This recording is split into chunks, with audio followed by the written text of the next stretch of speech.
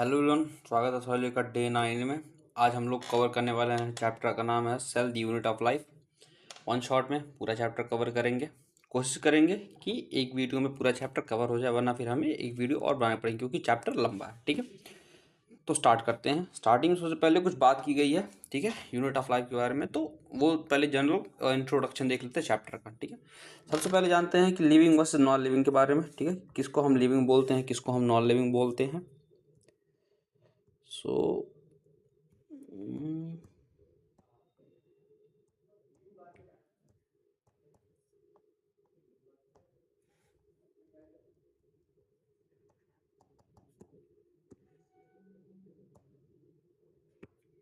ठीक है, living things are different from non living things because they have a basic unit called cell. ठीक है, जो living things होती हैं वो नॉन लिविंग थिंग्स से डिफर करती हैं। ठीक है, क्योंकि उनके पास एक बेसिक चीज़ होती है, बेसिक सी यूनिट होती है, जिसको हम क्या बोलते हैं, सेल बोलते हैं। ठीक है, आप सभी लोगों को पता होगा कि सेल क्या होता है। A cell is a smallest functional unit of life. ठीक है, सेल की डेफिनेशन दी हुई है यहाँ पे कि a cell is the smallest unit of life. ठीक, किसी भी जीवन का जो सबसे स्मॉलेस्ट यूनिट होता है वो कौन क्या होता है, सेल होता है। Which carries out all the essential process. ठीक, अब एसेंशियल प्रोसेस के बारे में आपको सभी को पता होगा। ठीक है, कि एसेंशियल प्रोसेस क्या होता है।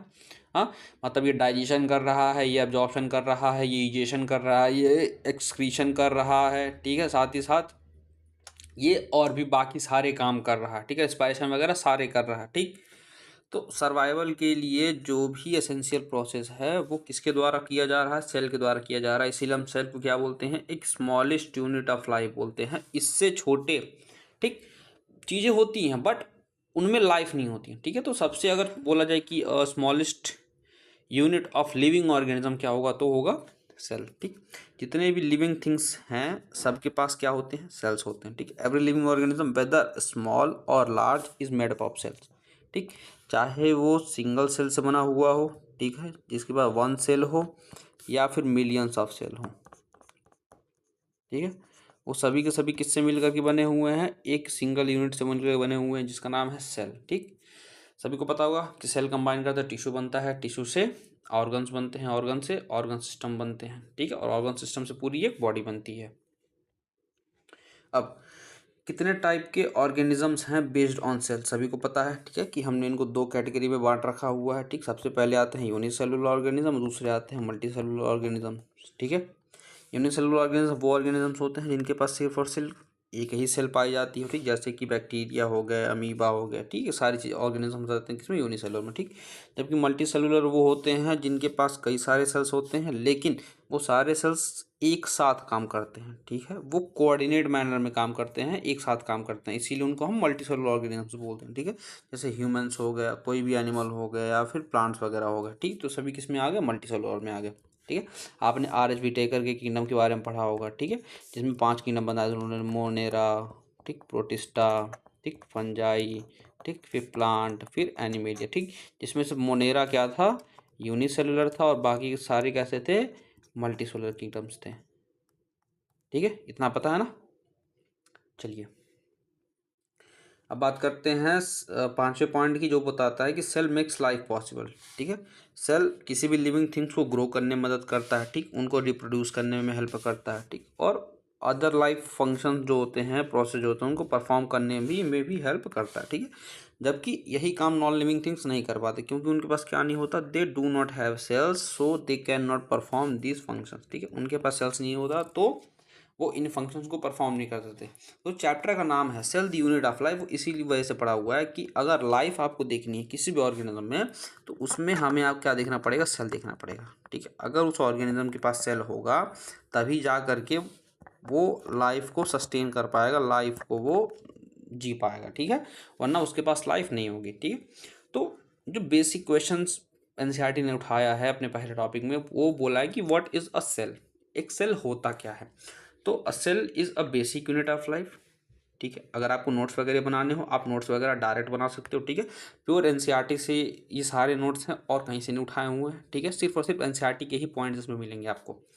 A cell is a basic unit of life that makes up all things. ठीक है। जितने भी लिविंग थिंग्स हैं वो सभी किस चीज़ से मिलकर के बनी हुई हैं, एक सेल से मिलकर के बनी, जो कि बेसिक यूनिट ऑफ लाइफ है। ठीक, यह रिस्पॉन्सिबल होता है for carrying out all essential functions necessary for survival. ठीक है, जो कि पीछे मैंने बताया भाई कि जितने भी एसेंशियल फंक्शन है किसी ऑर्गेनिज्म के सर्वाइवल के लिए वो कौन कैरी आउट करता है, एक सेल कैरी आउट करता है। ठीक, यूनिसेलुलर ऑर्गेनिजम्स की बात की जाए तो some organisms like bacteria and amoeba made up of only one cell. ठीक है, सिर्फ और सिर्फ सिंगल सेल से मिलकर बने हुए हैं और ये सर्वाइव और जितने भी इनके लाइफ फंक्शंस होते हैं वो सिर्फ एक ही सेल इनका कर देता है। ठीक है, तो बेसिक बेसिक चीज़ें हैं, तो जल्दी जल्दी आगे चलते हैं। अब एक सेल इम्पॉर्टेंट क्यों है?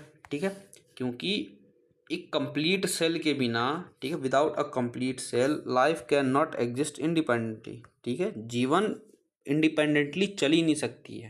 ठीक है, this is why cell is called the structural and functional unit of life. ठीक है, क्योंकि एक तो वो आपकी बॉडी को बना रहा है तो स्ट्रक्चरल हो गया, ठीक, और वो सारे फंक्शंस कर रहा है तो फंक्शनल यूनिट हो गया। ठीक, तो सेल हमारा क्या कहलाता है? एक स्ट्रक्चरल और फंक्शनल यूनिट ऑफ लाइफ कहलाता है, उसका बेसिक यूनिट ऑफ लाइफ कहलाता है। ठीक है, अगर सेल की डिस्कवरी की बात की जाए तो सेल की डिस्कवरी में नाम आता है एंटोन वॉन ल्यूवेनहॉक। ठीक है, इन्होंने सेल की डिस्कवरी की थी। He was the first person to describe a living cell. ध्यान रखिएगा, ठीक है, इन्होंने लिविंग सेल के बारे में बताया था। ठीक है, और जबकि एक दूसरे साइंटिस्ट थे आए थे जिनका नाम था रॉबर्ट ब्राउन। इन्होंने किस चीज़ के बारे में बताया था? हमें न्यूक्लियस के बारे में बताया था, इनसाइड अ सेल। ठीक है, कि सेल के अंदर एक ऑर्गेनल पाया जाता है जिसका नाम क्या है? न्यूक्लियस है। किसके अंदर? सेल के अंदर। ठीक, तो दो साइंटिस्ट का नाम, ठीक है, सबसे पहले है एंटोन वॉन ल्यूवेनहॉक, ठीक, जिन्होंने किसके बारे में बताया? हमें एक लिविंग सेल के बारे में बताया, और रॉबर्ट ब्राउन जिन्होंने किसके बारे में बताया? हमें न्यूक्लियस के बारे में बताया। ठीक है, तो इन दोनों लोगों का नाम आपको भूलना नहीं है, याद रखना है। अगला, अब इन सभी टाइनी डिटेल्स को देखने के लिए भाई किसी न किसी इंस्ट्रूमेंट का इस्तेमाल किया गया होगा, तो वो इंस्ट्रूमेंट कौन सा था? माइक्रोस्कोप। ठीक है, माइक्रोस्कोप का इस्तेमाल किया गया इन सभी चीज़ों को देखने के लिए। अब माइक्रोस्कोप का जो इन्वेंशन था वो ऐसा तो था नहीं यार कि इन्होंने सीधा कंपाउंड माइक्रोस्कोप उठा करके बना दिया, नहीं, एक सिंपल लाइट माइक्रोस्कोप से चीज़ें स्टार्ट हुई थी। ठीक है, so the invention of microscope helped scientist see the tiny details of the cell. Improvement in this microscope specially the electron microscope. ठीक है, देखो, सबसे पहले एक नॉर्मल हैंड लेंस आया होगा। ठीक है, किसी ने हैंड लेंस डिस्कवर किया होगा, सोचा होगा देखो यार इससे जूम करके देखते दिखाई पड़ा होगा। ठीक, फिर किसी ने सोचा होगा यार क्यों ना इसको थोड़ा सा और बड़ा किया जाए और लाइट का इस्तेमाल किया जाए। ठीक है, तो लाइट माइक्रोस्कोप आ गया। ठीक, फिर सोचा होगा यार काम करते हैं थोड़ा सा इसको और कॉम्प्लिकेटेड बनाते हैं, तो कंपाउंड माइक्रोस्कोप आ गया। ठीक है, फिर किसी ने सोचा होगा नहीं यार अब इससे हमें ज़्यादा और एडवांस चाहिए। ठीक है, और हमें ज़्यादा जूम करके देना होगा। ठीक, तो उसके बाद स्टीरियो आ गया होगा, इलेक्ट्रॉन माइक्रोस्कोप वगैरह आ गया। ठीक, तो इलेक्ट्रॉन माइक्रोस्कोप जब आ गया तो भैया आप सेल के स्ट्रक्चर्स को भी देख सकते थे। ठीक है, नॉर्मली तो आप सिर्फ एक सेल देख सकते थे। ठीक है, लेकिन इलेक्ट्रॉन माइक्रोस्कोप आने के बाद आप सेल के अंदर भी चीज़ों को काफ़ी हद तक क्लियरली देख सकते थे, जिसकी वजह से काफ़ी सारे कॉम्प्लेक्स स्ट्रक्चर जो थे वो रिवील हो गए। ठीक है, इलेक्ट्रॉन माइक्रोस्कोप जब खेल में आया तो उसकी वजह से काफ़ी सारे कॉम्प्लेक्स स्ट्रक्चर भी रिवील हो चुके थे। ठीक है, अब बात करते हैं सेल थ्योरी की। ठीक है, तो सेल थ्योरी का जो ओरिजिन है वो 1838 में हुआ था। ठीक है, एक साइंटिस्ट थे जिनका नाम था मैथिस सेल्डन। ठीक है, मैथिस सेल्डन थे जो कि 1838 में इन्होंने ये थ्योरी दी थी। वह एक जर्मन बॉटनिस्ट थे। ठीक है, पौधों पे पढ़ाई करने वाले थे वो, और कहाँ के रहने वाले थे? वो जर्मन के बॉटनिस्ट थे। ठीक, who studied plant and found all plants are made up of cells. ठीक, इन्होंने पढ़ाई किस पे की थी? प्लांट्स पे की थी, और ये बताया कि जितने भी प्लांट्स हैं सभी प्लांट्स किससे मिल करके बने हुए हैं? सेल से मिल करके बने हुए हैं। ठीक, उसी समय पे किसी दूसरे देश में, ठीक है, ब्रिटिश में, हम इंग्लैंड की बात कर रहे हैं, इंग्लैंड जो, ठीक है, एक साल बाद 1839 में, पढ़ाई तो काफ़ी टाइम से कर रहा है बट 1839 में उन्होंने वो डिस्कवरी कर दी। ठीक है, साइंटिस्ट थे जिनका नाम था थियोडोर स्वान। क्या नाम था? थियोडोर स्वान। ठीक, ये ब्रिटिश के जूलॉजिस्ट थे, मतलब ये एनिमल्स पर स्टडी कर रहे थे। ठीक है, इन्होंने एनिमल सेल्स के बारे में देखा और इन्होंने कह दिया कि जो भी एनिमल्स वगैरह हैं, ठीक है, उनमें एक आउटर लेयर पाई जा रही है। ठीक है, he notice that animal cell have a thin outer layer. ठीक, उन्होंने ये नोटिस किया कि एनिमल सेल के बाहर एक थिन आउटर लेयर है, और इन्होंने इसका नाम क्या रख दिया?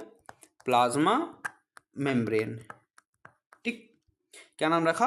Plasma membrane. ठीक, अब इन्होंने प्लांट पे मतलब ये एनिमल पे स्टडी कर ही रहे थे, सोचा कि काम करते हैं एनिमल्स को भी लगे हाथ देख लेते हैं। ठीक है, तो इन्होंने एनिमल में भी एक आउटर लेयर देखी, प्लांट सेल में, सॉरी एनिमल में नहीं, प्लांट सेल में इन्होंने भी एक आउटर लेयर देखी और उसको नाम दे दिया क्या? Cell wall. ठीक है, और जो कि प्लांट्स के लिए एक कैसा कैरेक्टर था? यूनिक कैरेक्टर था। ठीक है, प्लांट्स के लिए एक यूनिक कैरेक्टर था सेल वॉल का होना। ठीक है, अब इसी से इन दोनों लोगों के जो भी इन्होंने काम किए इसी को लेकर के एक सेल थ्योरी दी गई कि भैया देखो ये चीज़ें हैं जो हर एक सेल में पाई जाएंगी, चाहे वो दुनिया की कोई भी सेल हो। ठीक, Schleiden and Schwann propose that जितने भी प्लांट्स थे और जितने भी एनिमल्स हैं, ठीक, वह किससे मिलकर के बने हुए हैं? सेल्स से मिलकर के बने हुए हैं और उनके प्रोडक्ट से मिलकर के बने हुए हैं। ठीक है, मतलब वो सेल्स से मिलकर के बने हुए और सेल्स के द्वारा जो भी चीज़ें बनाई जा रही हैं वो उनसे मिलकर के बने हुए हैं। So they are made up of cells and their products. ठीक, इसी आइडिया ने किस चीज़ को जन्म दे दिया? बेसिस ऑफ सेल थ्योरी को जन्म दे दिया। ठीक, लेकिन अभी भी इसमें कुछ चीज़ें मिसिंग थी। ठीक, ये दोनों साइंटिस्ट ये नहीं बता पाए कि जो नया सेल बन रहा है वो किस तरीके से बन रहा है। How they could not explain how new cell are formed. ठीक है, इन्होंने ये तो बता दिया कि भैया एक सेल है, ठीक, और सभी एनिमल्स उसी से मिलकर के बने हुए हैं, और प्लांट में देख लिया कि एक और आउटर सी कवरिंग पाई जा रही है जिसको इन्होंने नाम दे दिया सेल वॉल, कि भैया प्लांट में सेल वॉल पाई जा रही है और वहीं एनिमल में क्या पाया जा रहा है? सिर्फ और सिर्फ एक प्लाज्मा मेम्ब्रेन पाई जा रही है। ठीक है, इतना तो बता दिया इन्होंने कि वो सेल और सेल प्रोडक्ट्स मिलकर बने हुए हैं। ये नहीं बता पाए कि नए सेल्स कहाँ से आ रहे हैं, नए सेल्स कैसे जनरेट हो रहे हैं। ठीक है, कि मतलब जो ओरिजिनल सेल था वो कहाँ से आ रहा है। ठीक, एक साइंटिस्ट आए 1855 में, नाम था इनका रुडोल्फ वर्च्यू। ठीक है, सारे साइंटिस्ट का नाम और ईयर जरूर याद रखिएगा। ठीक है, 1855 में रुडोल्फ वर्च्यू ने क्या किया? He discovered that new cells come from pre existing cells through cell division. ठीक, इन्होंने ये नोटिस किया, ये डिस्कवर किया कि जो नया सेल आ रहा है वो अपने किसी पुराने सेल से ही आ रहा है। और कैसे आ रहा है? जब पुराना सेल क्या कर रहा है? डिवाइड कर रहा है, तो उससे ही नया सेल बन रहा है। ठीक है, so new cells come from pre existing cells through cell division. ठीक, और इसी को लेकर के उन्होंने एक स्टेटमेंट पास कर दिया, सेलुलाई ई सेलुला, मतलब new cells come from pre existing sales. ठीक है, वो जो भी जहाँ के रहने वाले थे उन्होंने अपनी भाषा में बता दिया कि सेलुलाए ई सेलुला मतलब new cells come from pre existing sales. और किससे आता है? वो सेल डिवीजन के थ्रू आता है। ठीक, उन्होंने सेल्डन और स्वान के थ्योरी में क्या किए? मॉडिफिकेशंस किए। ठीक, कुछ बदलाव किए और एक फाइनल शेप दे दी किसको? सेल थ्योरी को। ठीक, जिसको हम किस नाम से जानते हैं? मॉडर्न सेल थ्योरी के नाम से जानते हैं आप। ठीक है, तो मॉडर्न सेल थ्योरी में क्या बातें बताई गई? ठीक है, कि पहली कुछ बातें तो बिल्कुल सेम थी। ठीक, बस एक नई बात और जोड़ दी गई। पहली बात तो वही कॉमन थी कि जो भी लिविंग ऑर्गेनिज्म है वो किससे मिलकर के बने हुए हैं? सेल्स और उनके प्रोडक्ट से मिलकर के बने हुए हैं। ठीक, और इन्होंने दूसरी बात अपनी क्या ऐड कर दी कि जो भी सेल्स बन रहे हैं, जो भी सेल्स नए बन रहे हैं वो प्री एग्जिस्टिंग सेल्स से मिलकर से बन रहे हैं, मतलब जो पुराने सेल्स हैं उनमें सेल डिवीजन हो रही है, तो उसकी वजह से नए सेल्स का फॉर्मेशन हो रहा है। ठीक, तो ये दो बातें जो मॉडर्न सेल थ्योरी आई उसमें बताई गई। ठीक, तो सेल देखो, सेल थ्योरी किसने दी थी? सेल्डन और स्वान ने। ठीक, लेकिन मॉडर्न सेल थ्योरी किसने दे दी? तो इसमें तीनों लोग का नाम आ जाएगा, रुडोल्फ वर्च्यू का भी नाम आ जाएगा और सेल्डन और स्वान का भी नाम आएगा। ठीक है, कि सेल्डन, स्वान और रुडोल्फ वर्च्यू ने मिल करके मॉडर्न सेल थ्योरी को दिया था। ठीक है, बट बेसिक मेन काम तो रुडोल्फ वर्च्यू का था, क्योंकि भाई इन्होंने ही तो बताया था कि नई सेल्स कहाँ से आ रही हैं। ठीक है, अब एक सेल की ओवरव्यू जान लेते हैं कि भाई सेल हमें दिखता कैसा। ठीक है, सो आप सभी ने कभी ना कभी माइक्रोस्कोप के अंडर अनियन पील, ठीक है, और ह्यूमन चीक सेल को देखा ही होगा। ठीक है, क्लास 9, 10th, 11th, 12th जब भी आपने माइक्रोस्कोप में इसको कभी ना कभी तो देखा ही होगा। ठीक है, अनियन सेल का मतलब हम प्लांट सेल की बात कर रहे हैं और ह्यूमन चीक सेल का मतलब हम एनिमल सेल की बात कर रहे हैं। ठीक है, तो सबसे बेसिक चीज़ आपने क्या देखी होगी कि जो प्लांट सेल रहा होगा उसमें आपने एक आउटर स्ट्रक्चर नोट किया होगा जिसको हम बोलते हैं सेल वॉल। ठीक है, आपने एक आउटर स्ट्रक्चर नोट किया होगा जिसको हम बोलते हैं cell wall. Onion cells have a cell wall as the outer layer with a cell membrane just inside it. ठीक, और इसके अंदर एक और मेम्ब्रेन देखी होगी जिसको इन्होंने क्या नाम दे दिया कि सेल मेम्ब्रेन दिखी होगी आपको। ठीक है, सेल मेम्ब्रेन।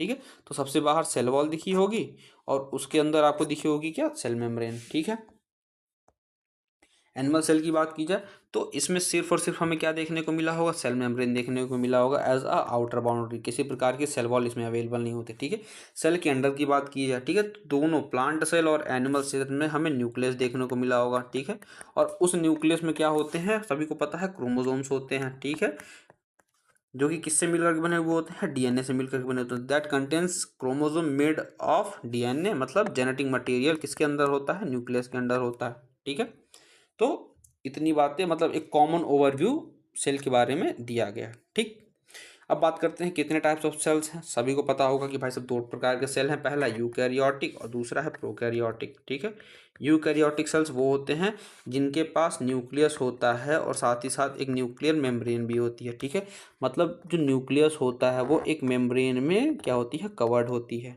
ठीक है, it's nucleus is covered with a membrane. ठीक है, एग्जाम्पल के तौर पे प्लांट और जितने भी एनिमल सेल्स होते हैं उनकी जो सेल्स होती हैं वो मेम्ब्रेन्स के द्वारा, मतलब जो न्यूक्लियस होता है वो मेम्ब्रेन के द्वारा कवर्ड होता है। ठीक, लेकिन वही प्रोकैरियोटिक की बात की जाए तो इनमें किसी भी प्रकार के मेम्ब्रेन बाउंड न्यूक्लियस नहीं होती है। जो उनका जेनेटिक मटेरियल होता है वो फ्री फ्लोटिंग होता है। ठीक है, प्लाज्मा में फ्री फ्लोट कर रहा है। एग्जाम्पल के तौर पर बैक्टीरिया हो गया। ठीक है, साइटोप्लाज्म की बात की जाए जो कि सेमी फ्लूइड सब्सटेंस होता है, जो कि हमें सेल के अंदर देखने को मिलता है। Found inside the cell where important chemical reaction occur to keep the cell alive. ठीक है, साइटोप्लाज्म वो जगह है जहाँ पे सभी प्रकार के इंपॉर्टेंट रिएक्शंस हमें देखने को मिलते हैं, जिसकी वजह से जो सेल है वो कैसा है, जिंदा है, सेल अलाइव है। ठीक है, now if you talk about कि यूकैरियोटिक सेल्स में कितने टाइप्स के ऑर्गेनल्स पाए जाते हैं, तो सबसे पहले तो भाई साहब वो में ऑर्गन्स पाए जाते हैं जो कि कैसे होते हैं, मेम्ब्रेन बाउंड्स होते हैं। ठीक है, मतलब जिनके आउटर साइड में हमें मेम्ब्रेन देखने को मिलती है, जैसे कि endoplasmic reticulum, ER, Golgi complex, lysosome, mitochondria, microbodies, vacuoles. ठीक, ये वो ऑर्गेनल्स हैं जिनके बाहर हमें मेम्ब्रेन देखने को मिलती है। ठीक, वहीं अगर हम प्रोकैरियोटिक ऑर्गेनिजम्स या प्रोकैरियोटिक सेल्स की बात की जाए तो इनमें हमें किसी भी प्रकार के मेम्ब्रेन बाउंड ऑर्गन्स देखने को नहीं मिलते हैं। Prokaryotic sales do not have membrane bound organs. इनके पास मेम्ब्रेन बाउंड ऑर्गन्स नहीं पाए जाते हैं। जबकि राइबोसोम एक ऐसा ऑर्गेनल है जो दोनों टाइप के सेल्स में पाया जाता है, मतलब फाउंड इन ऑल सेल्स, मतलब चाहे वो प्रोकैरियोटिक हो या फिर वो यूकैरियोटिक सेल हो, दोनों में पाया जाता है। ठीक, they are non membrane bound cells. ठीक है, राइबोसोम कैसा होता है, इन पे किसी प्रकार की मेम्ब्रेन नहीं होती है। And it found in the cytoplasm. ठीक, mitochondria, chloroplast and on rough endoplasmic reticulum. ठीक है, तो राइबोसोम इन जगहों पे पाया जाता है। अब एनिमल सेल में अगर हम सेंट्रोसोम की बात की जाए तो यह एक नॉन मेम्ब्रेन बाउंड ऑर्गेनल है। ठीक है, it is a non membrane bound organelle that help in cell division. ठीक, किस में हेल्प करता है, ये सेल डिवीजन में ये हेल्प करता है। ठीक है, अब एनसीईआरटी में कुछ डेटा दिया हुआ है। ठीक है, साइज और शेप ऑफ सेल पे। ठीक है, तो वो डेटा आप एनसीईआरटी से ही नोट कर लीजिएगा। मैंने डेटा लगभग लगभग एग्जैक्ट ही यहाँ पे, बट फिर भी आप एक बार एनसीईआरटी को जरूर देख लीजिएगा। ठीक है, तो सबसे स्मॉलेस्ट सेल कौन सा है, माइक्रोप्लाज्मा। ठीक है, साइज कितनी है, 0.3 माइक्रोमीटर। बैक्टीरियल सेल की साइज दी हुई है 3 to 5 माइक्रोमीटर। ठीक, लार्जेस्ट सेल कौन सा होता है, ऑस्ट्रिच का एग होता है। ठीक, ह्यूमन आरबीसी जो होती है वो करीब 7 माइक्रोमीटर के आसपास होती है। लॉन्गेस्ट सेल कौन सा होता है, नर्व सेल होता है। ठीक, सेल के अलग अलग शेप होते हैं। ठीक है, जैसे कि वो डिश शेप का हो सकता है, पॉलीगोनल हो सकता है, क्यूबॉइडल हो सकता है, ठीक, थ्रेड लाइक हो सकता है, इरेगुलर हो सकता है, डिपेंडिंग ऑन देयर फंक्शन, कि उनका फंक्शन किस प्रकार का है तो उस प्रकार का उनका शेप हमें देखने को मिलता है। ठीक है, अब यहाँ से स्टार्ट होती है कहानी प्रोकैरियोटिक सेल्स की। ठीक है, तो इसके बाद जो भी बात करेंगे हम प्रोकैरियोटिक सेल के ऊपर बात करेंगे।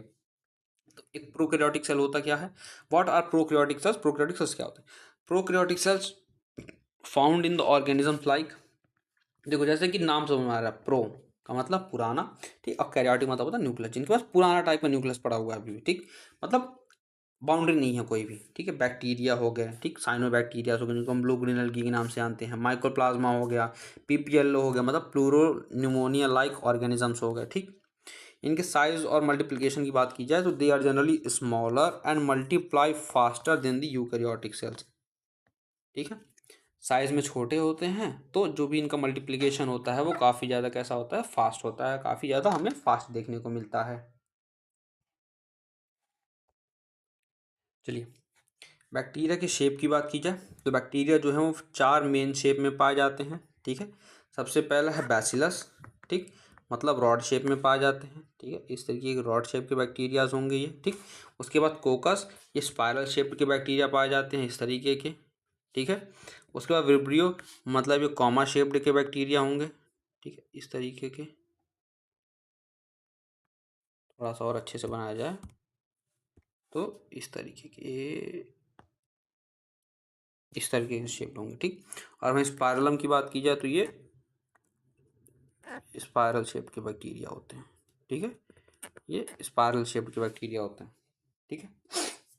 प्रोकैरियोटिक सेल के बेसिक स्ट्रक्चर्स की बात की जाए तो इनके पास क्या क्या होता है, they have a cell wall, ठीक है, सबसे बाहर हमें एक सेल वॉल देखने को मिलती है, सराउंडिंग दिस सेल मेम्ब्रेन, ठीक, उसके बाद हमें एक सेल मेम्ब्रेन देखने को मिलती है, ठीक है, एक्सेप्ट फॉर माइक्रोप्लाज्मा, ठीक, माइक्रोप्लाज्मा के पास किसी भी प्रकार की सेल वॉल नहीं होती है, ठीक है, और इनके पास एक इनर फ्लूइड पाया जाता है, ठीक, इसको हम क्या बोलते हैं, साइटोप्लाज्म बोलते हैं, ठीक है।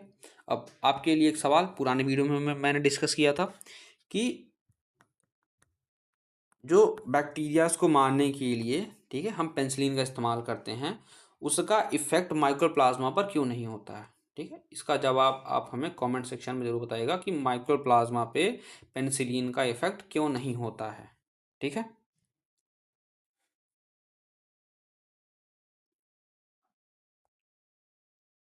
चलिए अब बात करते हैं प्रोकैरियोटिक सेल में न्यूक्लियस की, ठीक है। तो prokaryotic cells do not have a well defined nucleus, इनके पास वेल डिफाइंड न्यूक्लियस नहीं होता है, ठीक है, सबसे ज़रूरी बात, सबसे पहला पॉइंट, ठीक। दूसरा, इनका जेनेटिक मटेरियल जो होता है, ठीक है, डीएनए की बात कर रहे हैं हम, वो कैसा होता है, नेकेड होता है, ठीक है, और वो किसी भी न्यूक्लियर मेम्ब्रेन से इनक्लोज नहीं होता है, मतलब वो साइटोप्लाज्म में कैसा पाया जा रहा है, फ्री फ्लोटिंग पाया जा रहा है, ठीक है, वो इनक्लोज नहीं है कहाँ पे, सेल मेम्ब्रेन में, ठीक है, मतलब न्यूक्लियर मेम्ब्रेन में वो, उसके बाद न्यूक्लियर मेम्ब्रेन है ही नहीं, ठीक है, सिंपल सी बात ये है। जेनेटिक मटेरियल की बात की जाए तो दे हैव जीनोमिक डीएनए, ठीक है, उनके पास कैसा डीएनए है, जीनोमिक डीएनए है, जो कि कैसा है, सिंगुलर, सिंगल सर्कुलर क्रोमोसोम है इनके पास, ठीक है, सिंगल सर्कुलर क्रोमोसोम से मिलकर के वो जिनका जीनोमिक डीएनए बना हुआ है। Many bacteria also have small circular piece of DNA, ठीक, इसके अलावा कुछ बैक्टीरिया के पास हमें small circular piece of DNA देखने को मिलता है, जिसको हम क्या नाम देते हैं, प्लाज्मिड, ठीक, क्या नाम देते हैं इसको हम, प्लाज्मिड नाम देते हैं, ठीक है। प्लाज्मिड के फंक्शन की बात की जाए, इट प्रोवाइड्स स्पेशल एबिलिटी, ठीक है, ये बैक्टीरिया को स्पेशल एबिलिटी प्रोवाइड करता है, जैसे कि एंटीबायोटिक रेजिस्टेंस प्रोवाइड करता है, जितने भी बैक्टीरिया के पास प्लाज्मिड पाया जाएगा वो एंटीबायोटिक के लिए क्या होंगे, रेजिस्टेंट होंगे, ठीक। वहीं प्लाज्मिड डीएनए का इस्तेमाल किया जाता है बायोटेक्नोलॉजी में, ठीक है, किस चीज़ के लिए, to introduce foreign DNA into bacteria, ठीक। अगर हमें सपोज करो कि बैक्टीरिया से कुछ फ़ायदा उठाना है, ठीक है, सपोज करो हमें बैक्टीरिया से कुछ फ़ायदा उठाना है, तो हम क्या करेंगे, हमें जो भी डीएनए इंसर्ट कराना होगा, फॉरेन डीएनए इंसर्ट कराना होगा, वो हम प्लाज्मिड के अंदर डाल देंगे और वो जा करके बैक्टीरिया के अंदर वो इंसर्ट हो जाएगा, ठीक। तो बैक्टीरिया उसको अपना डीएनए समझ के रेप्लिकेट करता रहेगा। तो बायोटेक्नोलॉजी में इस चीज़ का भी फ़ायदा उठाया जाता है। अगर हम प्रोकैरियोटिक सेल्स के ऑर्गेनल्स की बात करें तो प्रोकैरियोटिक सेल्स डू नॉट, देखो ऑर्गेनल्स तो हैं but they do not have membrane bound organelles, ठीक, वो ऑर्गेनल्स एब्सेंट हैं जिनमें मेम्ब्रेन होती है, ठीक है, जैसे कि यूकैरियोटिक सेल्स के पास पाए जा रहे हैं। राइबोसोम ही एक ऐसा और ओनली ऑर्गेनल है जो कि प्रोकैरियोटिक सेल में पाया जाता है, ठीक है। इनकी यूनिक फीचर की बात की जाए तो they prokaryotic cells have a special structure, इनके पास एक स्पेशल स्ट्रक्चर पाया जाता है जिसको क्या बोलते हैं हम मीजोजोम के नाम से जानते हैं, which is formed by the folding of the cell membrane. ठीक है, जो सेल मेम्ब्रेन चलता आ रहा है, ठीक, ये उसकी फोल्डिंग से मिल करके बने हुए होते हैं। ठीक है, तो इसको क्या नाम देते हैं हम, मीजोजोम। ठीक, अब मीजोजोम कुछ प्रोसेसेस में हेल्प करता है, जैसे कि रेस्पायरेशन हो गया, सेल डिवीजन हो गया, और डीएनए के रेप्लिकेशन में हेल्प करता है। ठीक है, तो मीजोजोम के फंक्शन कभी कभी एग्जाम में पूछ लिए जाते हैं, तो मीजोजोम के फंक्शन आपको याद रखने हैं। ठीक है, अब प्रोकैरियोटिक सेल में अगला जो टॉपिक है वो है cell envelope and its modification. ठीक है, तो हम सेल एनवेलप और उसके मॉडिफिकेशन के बारे में बात करेंगे। तो बैक्टीरिया में सेल एनवेलप की बात की जाए तो ये 3 लेयर्ड एनवेलप होते हैं। ठीक है, कैसे होते हैं, 3 लेयर्ड सेल एनवेलप पाया जाता है जो कि सेल को प्रोटेक्ट करने का काम करते हैं। ठीक, जो सबसे बाहर की लेयर होती है वो होती है ग्लाइकोकैलिक्स की। ठीक है, ग्लाइकोकैलिक्स की सबसे बाहर की लेयर। ठीक, उसके बाद हमें एक मिडिल लेयर देखने को मिलती है जो कि किस चीज़ की बनी हुई होती है, सेल वॉल की बनी हुई होती है। ठीक, फिर हमें एक सबसे अंदरूनी लेयर देखने को मिलती है, ठीक है, जो कि किससे मिल जो कि किस चीज़ की वो होती है, वो प्लाज्मा मेम्ब्रेन होती है। ठीक है, तो तीनों का नाम आपको पता चल गया। सबसे बाहर वाली लेयर का नाम क्या है, ग्लाइकोकैलिक्स, आउटर मोस्ट लेयर होती है ये। मिडिल वाले का नाम क्या है, सेल वॉल। ठीक है, और सबसे अंदर वाले का क्या नाम है, प्लाज्मा मेम्ब्रेन। ठीक है, ये तीनों लेयर मिल करके सेल को प्रोटेक्ट करने का काम करती हैं, सेल को प्रोटेक्शन देती हैं।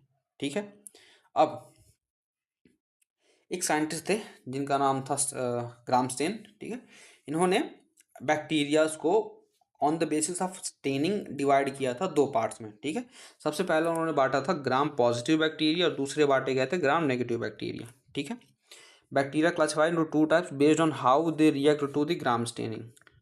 ठीक है, हुआ क्या था, इन्होंने एक एक्सपेरिमेंट किया था जिसमें क्या किया कि इन्होंने बैक्टीरियल सेल को लिया, ठीक, उसमें कुछ स्टेन डाले, ठीक, फिर उनको धुल दिया। ठीक है, तो जिन बैक्टीरिया ने उन स्टेन्स को रिटेन कर लिया, ठीक है, जिन बैक्टीरिया ने उन स्टेन्स को रिटेन कर लिया और कैसे दिखने लगे, पर्पल दिखने लगे, उनको नाम दे दिया गया ग्राम पॉजिटिव बैक्टीरिया।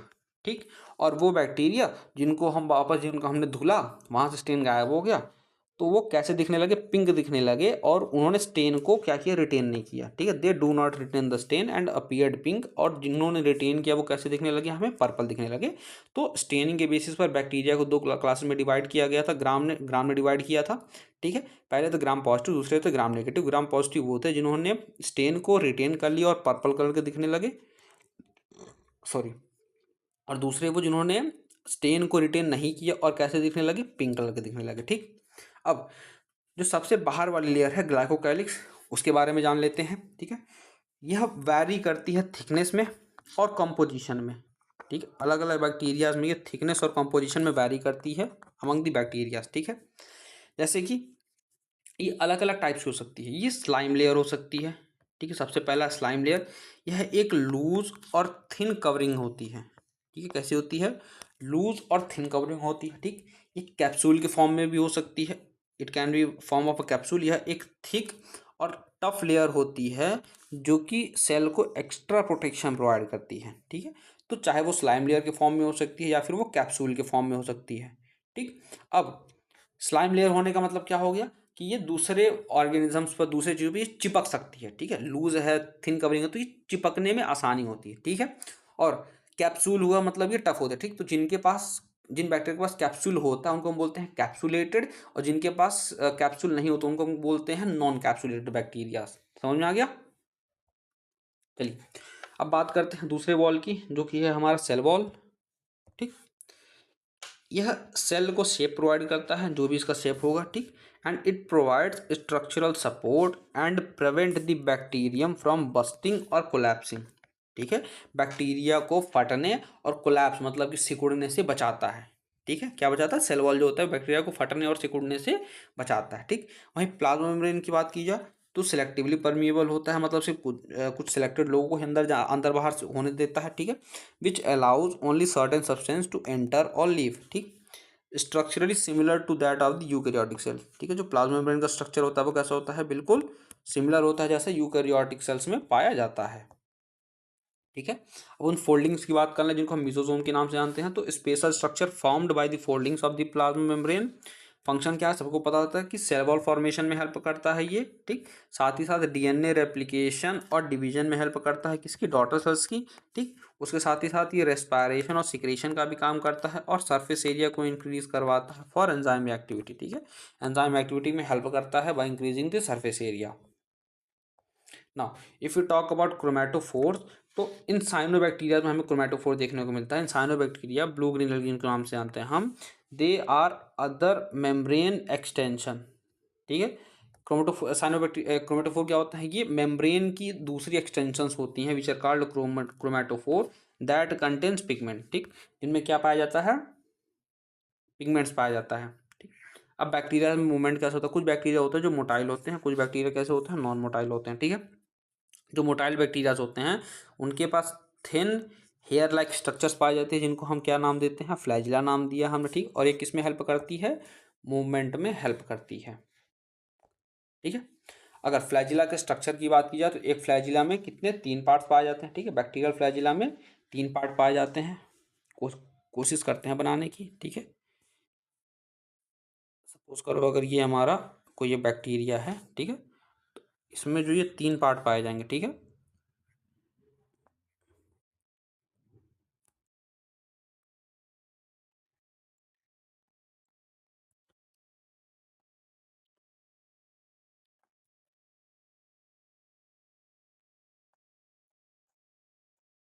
ठीक है, तो सबसे पहला फिलामेंट पाया जाता है जो कि लॉन्गेस्ट पार्ट होता है, जो कि सेल के बाहर तक होता है। ठीक है, तो ये वाला पार्ट हमारा क्या हो गया, फिलामेंट हो गया। ठीक है, उसके बाद हमें एक हुक देखने को मिलता है जो कि फिलामेंट और बेसल बॉडी को कनेक्ट करता है। ठीक, तो ये हमारी बेसल बॉडी है, इसको रेड कलर कर देते हैं। ठीक है, बेसल बॉडी इस तरीके की होती, बेसल बॉडी बेसिकली इस तरीके की होती है। ठीक है, इस तरीके की बेसल बॉडी में देखने को मिलती है, तो ये बेसल बॉडी होती है। और ये वाला पार्ट हमारा हुक है जो बेसल बॉडी को किससे कनेक्ट कर रहा है, फिलामेंट से कनेक्ट कर रहा है। और बेसल बॉडी वो एंकर होता है जो फ्लैजिलम को किससे, सेल के साथ एंकर करके रखता है, तो जोड़ के रखता है। ठीक है, उसके अलावा साथ ही साथ हमें कुछ और एक्सटेंशंस देखने को मिलते हैं जिनको हम पिलाई और फेमरी के नाम से जानते हैं। ठीक है, बैक्टीरिया की अदर सरफेस ये स्ट्रक्चर होते हैं। पहला होता है पिलाई, जो कि कैसा होता है, लॉन्ग होता है, ट्यूब लाइक स्ट्रक्चर होता है और किससे मिलकर के बना होता है, प्रोटीन से मिल करके बना हुआ होता है। प्रोटीन का नाम कमेंट में आप लोग जरूर बताइएगा कि किस प्रोटीन से मिल करके पिलाई बना हुआ होता है। And it help in bacterial attachment and gene transfer. उसके साथ ही साथ जो दूसरा स्ट्रक्चर होता है उसको हम फेमरी के नाम से जानते हैं। ये स्मॉल ब्रिसल लाइक स्ट्रक्चर होते हैं। ठीक है, ब्रिसल लाइक फाइबर्स होते हैं which help bacteria attach two surfaces like rocks in stream. ठीक, मतलब पानी की धाराओं में ये रॉक से जुड़ने का काम करते हैं और साथ ही साथ टिश्यू वगैरह, होस्ट के टिश्यू वगैरह से ये जोड़ने का काम करते हैं। ठीक है, ये स्ट्रक्चर मूवमेंट में किसी भी प्रकार की हेल्प नहीं करते हैं, दे do not help in the movement. ठीक है, rather they help in attachment. Now the second part which is given in the NCERT is about ribosome and inclusion bodies. ठीक है, तो प्रोकैरियोटिक में राइबोसोम की बात कर लेते हैं हम। Ribosome in prokaryotic cells are attached to the plasma membrane. ठीक है, कैसे होते हैं, ये प्लाज्मा मेम्ब्रेन से अटैच होते हैं। ठीक, ये बहुत ही स्मॉल होते हैं, मतलब इनकी जो लंबाई और चौड़ाई दी हुई है वो कितनी है, 15 नैनोमीटर इंटू 20 नैनोमीटर। ठीक है, ये इनका डायमेंशन है।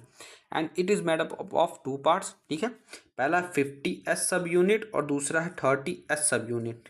ठीक, और जब इनको कंबाइन कर दिया जाएगा तो दे फॉर्म 70s राइबोसोम, जो कि प्रोकैरियोटिक राइबोसोम के नाम से भी जाना जाता है। ठीक है,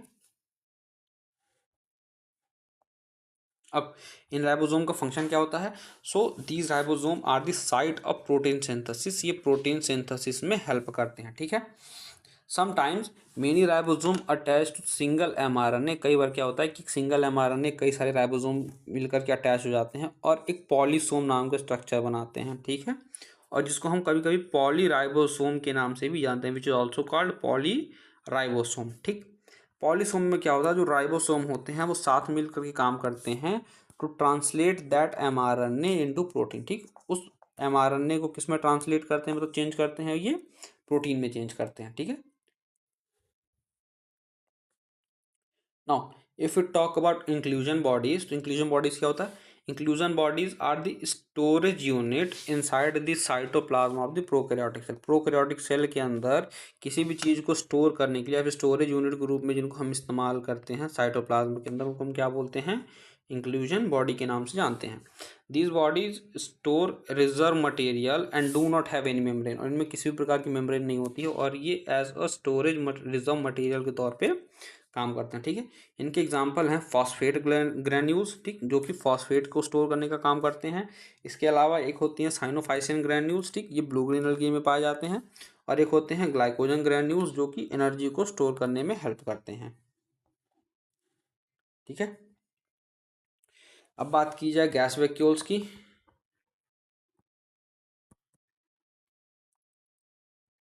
ठीक है, गैस वैक्यूल्स की बात की जाए तो gas vacuoles are found in certain bacterias like blue green algae, purple and green photosynthetic bacteria. ठीक, these vacuoles help bacteria to float in the water. ठीक है, गैस वैक्यूल है मतलब ये गैस को स्टोर करेंगे, जिसकी वजह से लाइट वेटेड बनाते हैं और इनको पानी में फ्लोट करने में हेल्प करते हैं। किन में पाए जाते हैं? ब्लू ग्रीन एल्गी हो गए, और पर्पल और ग्रीन फोटोसिंथेटिक बैक्टीरियाज में ये पाए जाते हैं। ठीक है,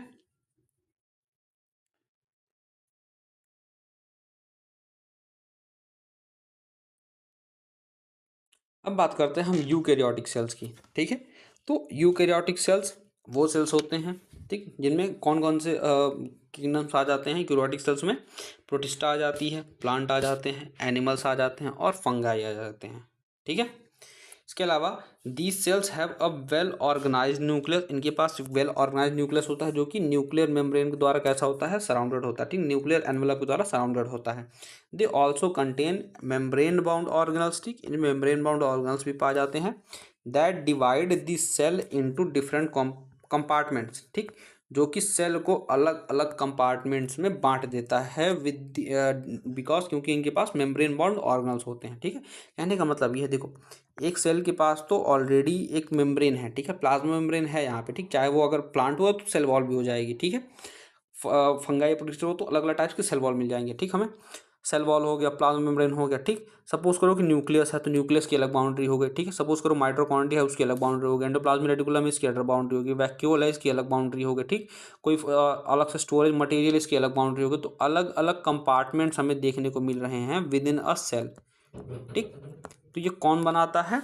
मेम्ब्रेन, जितने भी होंगे मेम्ब्रेन ऑर्गेनल्स होंगे वो क्या बना देंगे? कंपार्टमेंट बना देंगे। तो इसी को हम कंपार्टमेंटलाइजेशन भी बोलते हैं, जो कि हमें यूकैरियोटिक सेल्स में देखने को मिलता है। ठीक है, किसी भी यूकैरियोटिक सेल्स की फीचर्स क्या होते हैं? That they have complex structure for movement, support, also known as cytoskeleton.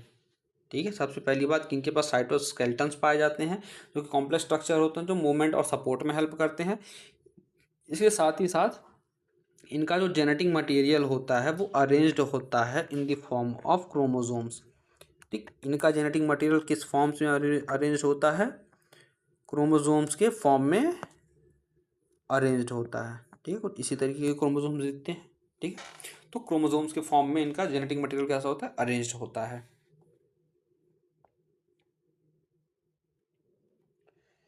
ठीक है, अब अगर बात करें हम कि प्लांट सेल और एनिमल सेल में डिफरेंस क्या है, अंतर क्या पाया जाता है, तो सभी को बेसिक कॉमन डिफरेंस पता ही होगा कि एक प्लांट सेल के पास सेल वॉल होता है, जो कि उसे स्ट्रक्चर को प्रोवाइड स्ट्रक्चर। ठीक है, उसके साथ ही साथ इनके पास प्लास्टिड्स होते हैं। ठीक है, जैसे कि क्लोरोप्लास्ट, ये फोटोसिंथेसिस में हेल्प करते हैं। इसके साथ ही साथ इनके पास लार्ज सेंट्रल वैक्यूल पाया जाता है, जो कि स्टोरेज और सेल शेप को मेंटेन करने का काम करते हैं। ठीक है, वहीं एनिमल सेल में किसी प्रकार का सेल वॉल नहीं पाया जाता, किसी प्रकार का प्लास्टिड नहीं पाया जाता, और किसी प्रकार का लार्ज वैक्यूल नहीं पाया जाता। वैक्यूल पाया जाता है बट छोटा होता है और कहीं पेरीफेरी में होता है। ठीक है, ना कि सेंट्रल में नहीं होता इनके पास। इसके अलावा इनके पास सेंट्रियोल्स पाए जाते हैं, जो कि सेल डिवीजन में हेल्प करते हैं और एब्सेंट होते हैं in most of the plant cell. ठीक है, अधिकतर प्लांट सेल में क्या होते हैं? एब्सेंट होते हैं। ठीक है, अब इनका जो सबसे पहला ऑर्गेनल है, तो सबसे पहला जो पार्ट है प्रोकैरियोटिक सेल का वो है सेल मेम्ब्रेन के बारे में जानना। तो सेल मेम्ब्रेन के बारे में पढ़ते हैं हम। सेल मेम्ब्रेन होता क्या है? Cell membrane also called plasma membrane, ठीक है। सेल मेम्ब्रेन हम बेसिकली बोलते हैं प्लांट्स वगैरह में, सॉरी एनिमल्स वगैरह में, और प्लाज्मा मेम्ब्रेन बोल देते हैं हम किन में, प्लांट्स वगैरह में, ठीक है। या फिर दोनों को कभी कभी कंबाइन करके भी इस्तेमाल किया तो कुछ वैसी बात नहीं है, ठीक है। सेल मेम्ब्रेन प्लाज्मा मेम्ब्रेन एक ही बात है। Which surround the cell and controls what enters and exit, ठीक। सेल को सराउंड करता है और यह कंट्रोल करता है कि कौन अंदर जाएगा, कौन बाहर आएगा, ठीक है। It acts like a guard, ठीक है, कि भाई गार्ड की जिम्मेदारी हो तो देखना कौन भाई सब अंदर आ रहा है, कौन भाई सब बाहर जा रहा है, ठीक है, सब कुछ देखने का काम करता है। यह लिपिड और प्रोटीन से मिल करके बना हुआ होता है, ठीक है। It is form of lipid and protein. Phospholipids are main lipids, ठीक है। और वो भी लिपिड्स में कौन से लिपिड, फॉस्फोलिपिड्स पाए जाते हैं, जो कि किस लेयर में, बाई लेयर में अरेंज्ड होता है, तो मतलब एक लेयर ऊपर एक लेयर नीचे, ठीक है। ये बाई लेयर में अरेंज्ड होते हैं, ठीक, फॉस्फोलिपिड्स, ठीक। अब जो पोलर हेड्स होते हैं, ठीक है, which faces the outer and inner sides, ठीक है। पोलर हेड बाहर और अंदर की जो पोलर हेड्स होते हैं वो बाहर की तरफ फेस करते हैं, और अंदर की तरफ कौन फेस करता है, हाइड्रोफिलिक टेल्स फोकस करते हैं, ठीक है। Which stays inside to avoid water, ठीक है। सभी को पता है कि हाइड्रोफोबिक का मतलब वो जो पानी से दूरी बना के रखता है, ठीक है। तो वो किस तरफ होते हैं, अंदर की तरफ होते हैं, ठीक है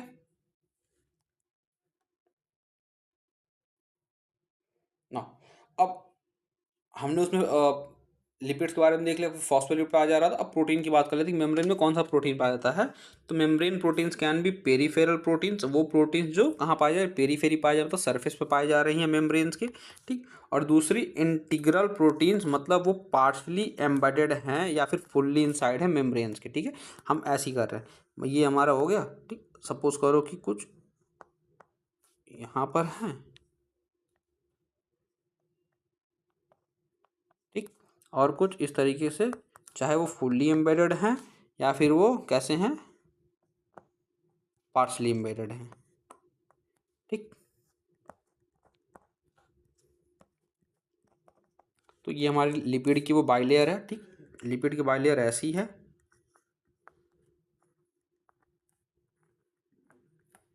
कि जो पोलर टेल है वो बाहर है, जो हाइड्रोफोबिक टेल है वो अंदर है, ठीक है।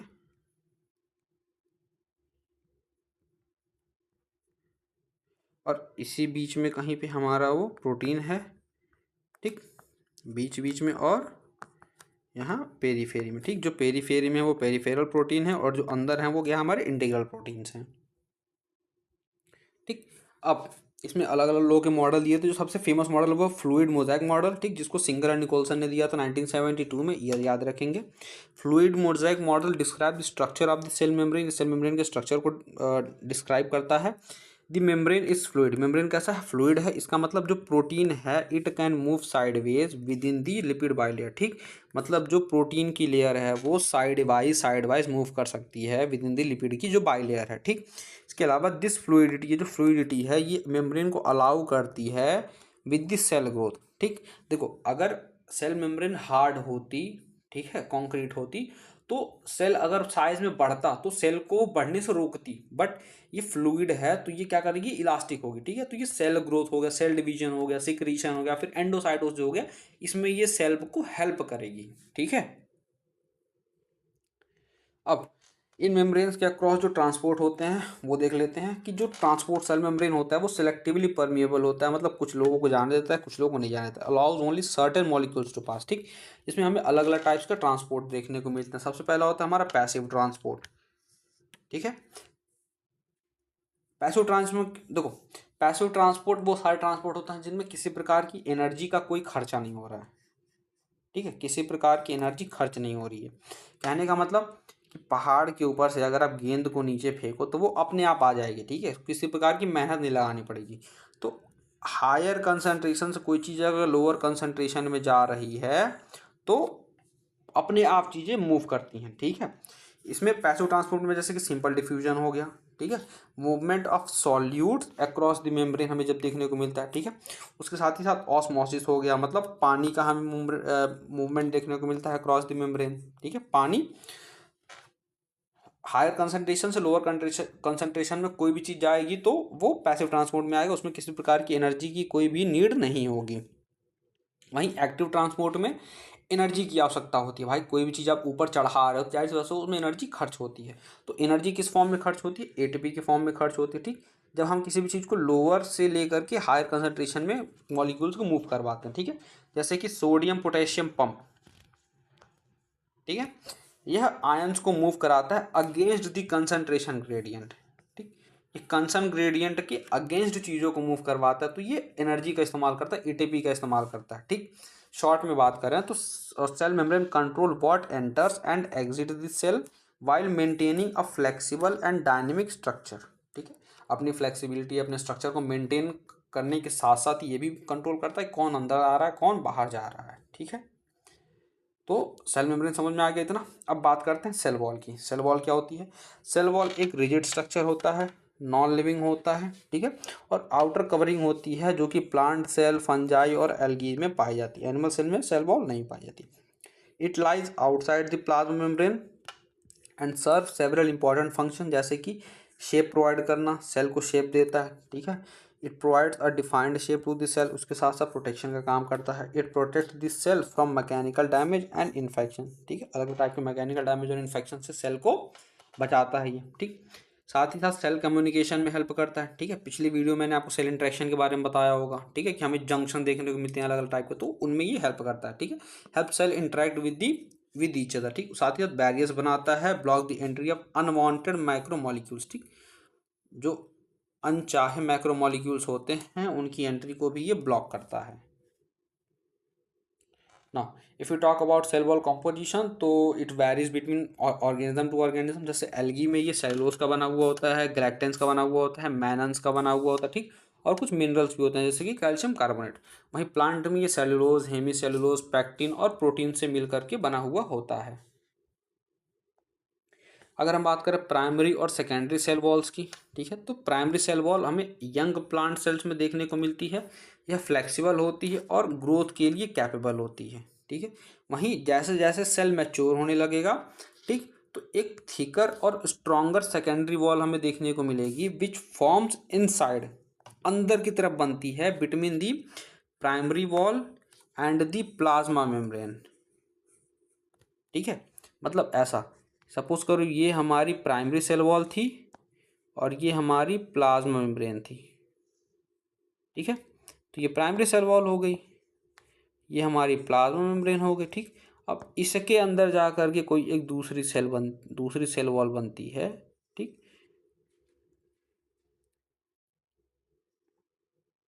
इसको हम नाम देते हैं सेकेंडरी सेल वॉल। ठीक है, which form inside between the primary wall and plasma membrane, इन दोनों के बीच में मिलती है।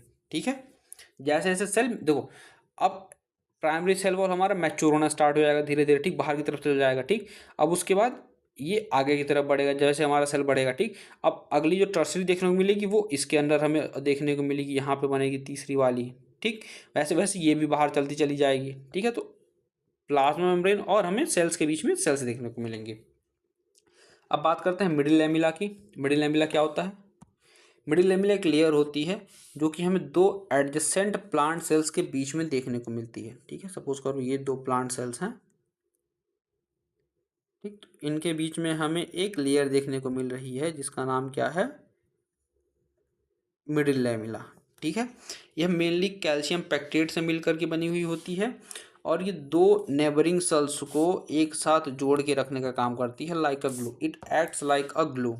ठीक है, ये गोंद के तरीके का काम करती है, दो सेल्स को आपस में जोड़ने का काम करती है। ठीक है, सपोज करो कि इसके आगे ये वाला सेल होगा इस तरीके से, तो यहाँ पर भी ये इनको जोड़ने का काम करेगी मिडिल लैमेला।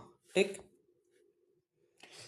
इसके अलावा अगला हमारा है प्लाज्मोडेस्मेटा। ठीक है, प्लाज्मोडेस्मेटा स्मॉल चैनल्स होते हैं that pass through the cell wall and middle lamella. ठीक, प्लाज्मोडेस्मेटा वो चैनल्स होते हैं या फिर वो रास्ते होते हैं जो सेल वॉल और मिडिल लैमेला के थ्रू पास होते हैं। They connect the cytoplasm of neighbouring cell wall. ठीक, वो cytoplasm to cytoplasm connection provide करते हैं जिसकी वजह से हमें एक्सचेंज ऑफ मिनरल मटेरियल्स और कम्युनिकेशन बिटवीन सेल्स देखने को मिलता है। ठीक है, समरी की बात कीजिए पूरे सेल वॉल में क्या क्या है, तो cell wall maintain the cell shape, साथ ही साथ offer protection, connect cell and allows communication through plasmodesmata. ठीक है, प्लाज्मोडेस्माटा के थ्रू ये क्या प्रोवाइड करता है, कम्युनिकेशन पास प्रोवाइड करता है। ठीक है, now if you talk about endomembranous system, ठीक है, तो एंडोमेम्ब्रेनस सिस्टम क्या होता है, एंडोमेम्ब्रेनस सिस्टम कुछ ऑर्गेनल्स का ग्रुप होता है, it is a group of organelles that work together to perform related functions in a cell. ठीक, ये कुछ ग्रुप ऑर्गेनल्स के ग्रुप का समूह है जो कुछ रिलेटेड फंक्शंस को परफॉर्म करता है किसी सेल के इनसाइड में। ठीक है, even these organelles have distinct structure. ठीक, और इन ऑर्गेनल्स के भी कैसे अलग अलग स्ट्रक्चर देखने को मिलते हैं, अलग अलग फंक्शंस हैं, but they are grouped together because their task are interconnected. लेकिन ये एक साथ मिल के काम करते हैं क्योंकि इनका जो काम है वो कहीं ना कहीं एक दूसरे से जुड़ा हुआ है। ठीक है, कि हमारा थोड़ा सा काम हमने कर दिया, आगे काम तुम्हारा, ये वाला काम है इनका। ठीक है, अब वो कौन से ऑर्गेनल्स हैं जो इंडो मेम्ब्रेन सिस्टम का पार्ट है, तो वो जान लेते हैं। इसके अंदर सबसे पहला जो आता है वो है ईआर, मतलब एंडोप्लाज्मिक रेटिकुलम। ठीक है, ये सिंथेसिस और प्रोसेस का काम करता है, किनको, प्रोटीन और लिपिड के प्रोसेस और सिंथेसिस का काम करता है। दूसरा हमारा गोल्गी कॉम्प्लेक्स है, ठीक है, जीसी है, ये जितने भी प्रोटीन और लिपिड्स होते हैं, ठीक, उनको ये डिलीवरी के लिए तैयार करता है, मतलब ये मॉडिफाई करता है, शॉर्ट करता है और पैकेज करता है। ठीक है, ताकि इनको डिलीवर किया जा सके, पास किया जा सके। उसके बाद लाइसोसोम्स होते हैं, जिनके बाद डाइजेस्टिव एंजाइम्स होते हैं, जो वेस्ट मटेरियल या फिर जो सेलुलर डेब्रीज होती हैं उनको ये तोड़ने का काम करते हैं, फोड़ने का काम करते हैं। उसके बाद हमें वैक्यूल्स देखने को मिलते हैं, ये सब्सटेंसेस को स्टोर करते हैं और ऑस्मोटिक बैलेंस को सेल के इनसाइड में क्या करते हैं, ये मेंटेन करके रखते हैं। ठीक है, अब कौन से वो ऑर्गेनल्स हैं जो पार्ट नहीं है इनका, माइट्रोकॉन्ड्रिया सेल इनका एंडो मेम्ब्रेन सिस्टम का पार्ट नहीं है, क्लोरोप्लास्ट पार्ट नहीं है, पेरोक्सिसोम पार्ट नहीं है। ठीक, these are not included in the endo membrane system. This is because their function are independent, क्योंकि इनका काम जो है वो बिल्कुल इंडिपेंडेंट है, and are not directly coordinated with the organelle mentioned. ठीक, और इनका किसी प्रकार का डायरेक्ट कोऑर्डिनेशन नहीं है जो जितने भी हमने चार ऑर्गेनल्स बताए इनके साथ। ठीक, in summary, endomembrane system is responsible for the production, modification, packaging and transport of cellular materials, while organelles like mitochondria, chloroplast perform energy related tasks separately। ठीक है, मतलब किसी सेलुलर मटेरियल के प्रोडक्शन, मॉडिफिकेशन, पैकेजिंग, ट्रांसपोर्ट का सारा काम कौन देखता है, एंडोमेम्ब्रेन सिस्टम देखता है। और कोई भी एनर्जी रिलेटेड इशू होगा वो कौन देखेगा, माइटोकॉन्ड्रिया देखेगा और क्लोरोप्लास्ट देखेगा। ठीक है, तो अलग अलग इन्होंने अपना वो बना रखा हुआ है कि इधर हम देखेंगे, उधर का तुम देखो। अब जो सबसे पहला इनमें एंडोमेम्ब्रेन सिस्टम में ऑर्गेनल आता है वो है एंडोप्लाज्मिक रेटिकुलम, दी एंडोप्लाज्मिक रेटिकुलम, जिसको हम शॉर्टकट में ईआर बोल देते हैं। तो एंडोप्लाज्मिक रेटिकुलम एक नेटवर्क होता है of tiny tube like structures का। ठीक है, इनमें टाइनी ट्यूब लाइक स्ट्रक्चर्स पाए जाते हैं which are present in the cytoplasm of the eukaryotic cell, जो कि यूकैरियोटिक सेल किसमें, साइटोप्लाज्म में पाए जाते हैं। ये दो अलग अलग कंपार्टमेंट्स में डिवाइड होते हैं, divided inside of the cell into two compartments. पहला है ल्यूमिनल स्पेस। ठीक, जो भी ईआर के अंदर का हिस्सा होगा उसको हम बोलेंगे ल्यूमिनल स्पेस। ठीक, और जो भी साइटोप्लाज्म का हिस्सा होगा, ठीक, तो साइटोप्लाज्म आउटसाइड द ईआर उसको हम बोलेंगे एक्स्ट्रा ल्यूमिनल स्पेस। ठीक है, जो भी साइटोप्लाज्मिक एरिया होगा आउटसाइड द ईआर उसको हम बोलेंगे एक्स्ट्रा ल्यूमिनल स्पेस, और जो भी ईआर के अंदर का हिस्सा होगा उसको हम क्या बोलेंगे, ल्यूमिनल स्पेस। ठीक, एंडोप्लाज्मिक रेटिकुलम आप सभी को पता होगा कितने टाइप्स के होते हैं, तो they are of two types of ER based on the presence और एब्सेंस ऑफ राइबोसोम। ठीक, अगर उनके ऊपर राइबोसोम है तो अलग हैं, और नहीं है तो वो अलग हैं। ठीक, अब देखो पहला है रफ एंडोप्लाज्मिक रेटिकुलम, मतलब अगर राइबोसोम प्रेजेंट है तो वो एक रफ स्ट्रक्चर प्रोवाइड करते हैं। ठीक, एक रफ देखने में वो दिखते हैं ऐसे कि रफ हैं, तो उनका नाम रख दिया गया है rough endoplasmic reticulum. Ribosomes are attached to the outer surface giving it a rough appearance. ठीक, ऐसा लगेगा थोड़ा सा रफ दिखते रहे, इसीलिए उनका नाम भी पड़ गया रफ एंडोप्लाज्मिक रेटिकुलम। फंक्शन क्या है, ये प्रोटीन सिंथेसिस में हेल्प करते हैं। ठीक है, it involve in protein synthesis, साथ ही साथ protein synthesized by ribosome are sent to other parts of the cell. ठीक, अब इन्हीं राइबोसोम्स के द्वारा जो भी प्रोटीन को सिंथेसाइज किया गया होगा वो अलग अलग और सेल्स के पास भेज दिया जाएगा। ठीक है, अब लोकेशन क्या होता है, it is often connected to the outer membrane of the nucleus, ठीक, ये न्यूक्लियस के आउटर मेम्ब्रेन से कनेक्टेड रहते हैं। And cells are actively making and secreting protein, ठीक है। और ये किस चीज़ को बनाते हैं, ये प्रोटीन्स को एक्टिवली और सेक्रेट करने का काम करते हैं ये, ठीक है। वहीं दूसरा हमारा होता है एंडोप्लाज्मिक रेटिकुलम, जिसको हम स्मूथ एंडोप्लाज्मिक रेटिकुलम बोलते हैं, मतलब कोई भी राइबोसोम इनके पास नहीं होता है, so it look smooth. It involve in the synthesis of lipid, ठीक, प्रोटीन बनाने का काम कर रहा है कौन, RER, और लिपिड बनाने का काम कर रहा है कौन, SER, ठीक। एनिमल सेल्स की बात की जाए तो it also produce steroidal hormone जैसे कि टेस्टोस्टेरोन और एस्ट्रोजन, ठीक। एनिमल सेल में ये स्टेरॉयडल हार्मोन्स बनाने का काम करता है, जैसे कि टेस्टोस्टेरोन हो गया और एस्ट्रोजन हो गया, ठीक है। Cells that produce lipids and hormones, ठीक है, ये उनमें कॉमन होते हैं। Now the second organelle is Golgi apparatus. If you talk about discovery and structure, so एक साइंटिस्ट थे कैमिलियो गोल्गी, उन्हीं के नाम पे इसका नाम रख दिया कि उन्होंने 1898 में डिस्कवर किया था। He observed densely stained structure near the nucleus, उन्होंने न्यूक्लियस के पास एक काफ़ी ज़्यादा डेंस स्ट्रक्चर ऑब्जर्व किया, जिसको उन्होंने नाम दे दिया क्या, गोल्गी अपरेटस, ठीक है। स्ट्रक्चर की बात की जाए तो यह फ्लैट होता है, डिस्क शेप का शैक लाइक स्ट्रक्चर होता है, ठीक है, पॉकेट लाइक स्ट्रक्चर होता है। कॉल्ड सिस्टर्नी, जिसको हम क्या बोलते हैं, सिस्टर्नी बोलते हैं। Which are 0.5 to 1 micrometre in diameter, ठीक है, मतलब डायमीटर में कितना होता है ये, 0.5 से लेकर के 1 माइक्रोमीटर का, ठीक। अब यही जो सिस्टर्नी होते हैं, these are arranged in parallel stacks, ठीक है, यही सिस्टर्नी जब पैरेलली अरेंज कर दिए जाते हैं, ठीक है। The Golgi apparatus has 2 distinct faces, Golgi apparatus में हमें 2 अलग अलग फेसेस देखने को मिलते हैं। पहला सिस फेस, जिसको हम फॉर्मिंग फेस के नाम से जानते हैं, दूसरा है ट्रांस फेज, जिसको हम मैच्योरिंग फेस के नाम से जानते हैं, ठीक है। फॉर्मिंग फेस क्या होता है, it located near the endoplasmic reticulum, ये ER के काफ़ी ज़्यादा पास होता है। And it receives material from the ER, ठीक है, ये ER से मटेरियल को लेता है, ठीक है, उसको बनाने का काम करता है, ठीक है, इसलिए इसका क्या नाम है, फॉर्मिंग फेस। और वहीं जो ट्रांस फेस होता है, ये उस ER से दूर होता है, और ये जो भी मटेरियल इसको मिला है उसको मॉडिफाई करके ये निकालने का काम करता है, रिलीज करने का काम करता है, इसलिए इसका क्या नाम है, मैच्योरिंग फेस। दोनों फेसेस जो होते हैं वो इंटरकनेक्टेड होते हैं, लेकिन दोनों के फंक्शंस कैसे होते हैं, अलग अलग होते हैं, सेपरेट होते हैं। गोल्गी अपरेटस के फंक्शन की बात की तो ये पैकेजिंग और ट्रांसपोर्ट में हेल्प करता है। इट पैकेजेस मटेरियल जैसे कि प्रोटीन हो गया, लिपिड हो गया, इनटू वेसिकल्स, ठीक, ये छोटे छोटे वेसिकल्स में इनको क्या करता है, पैक करने का काम करता है, ठीक।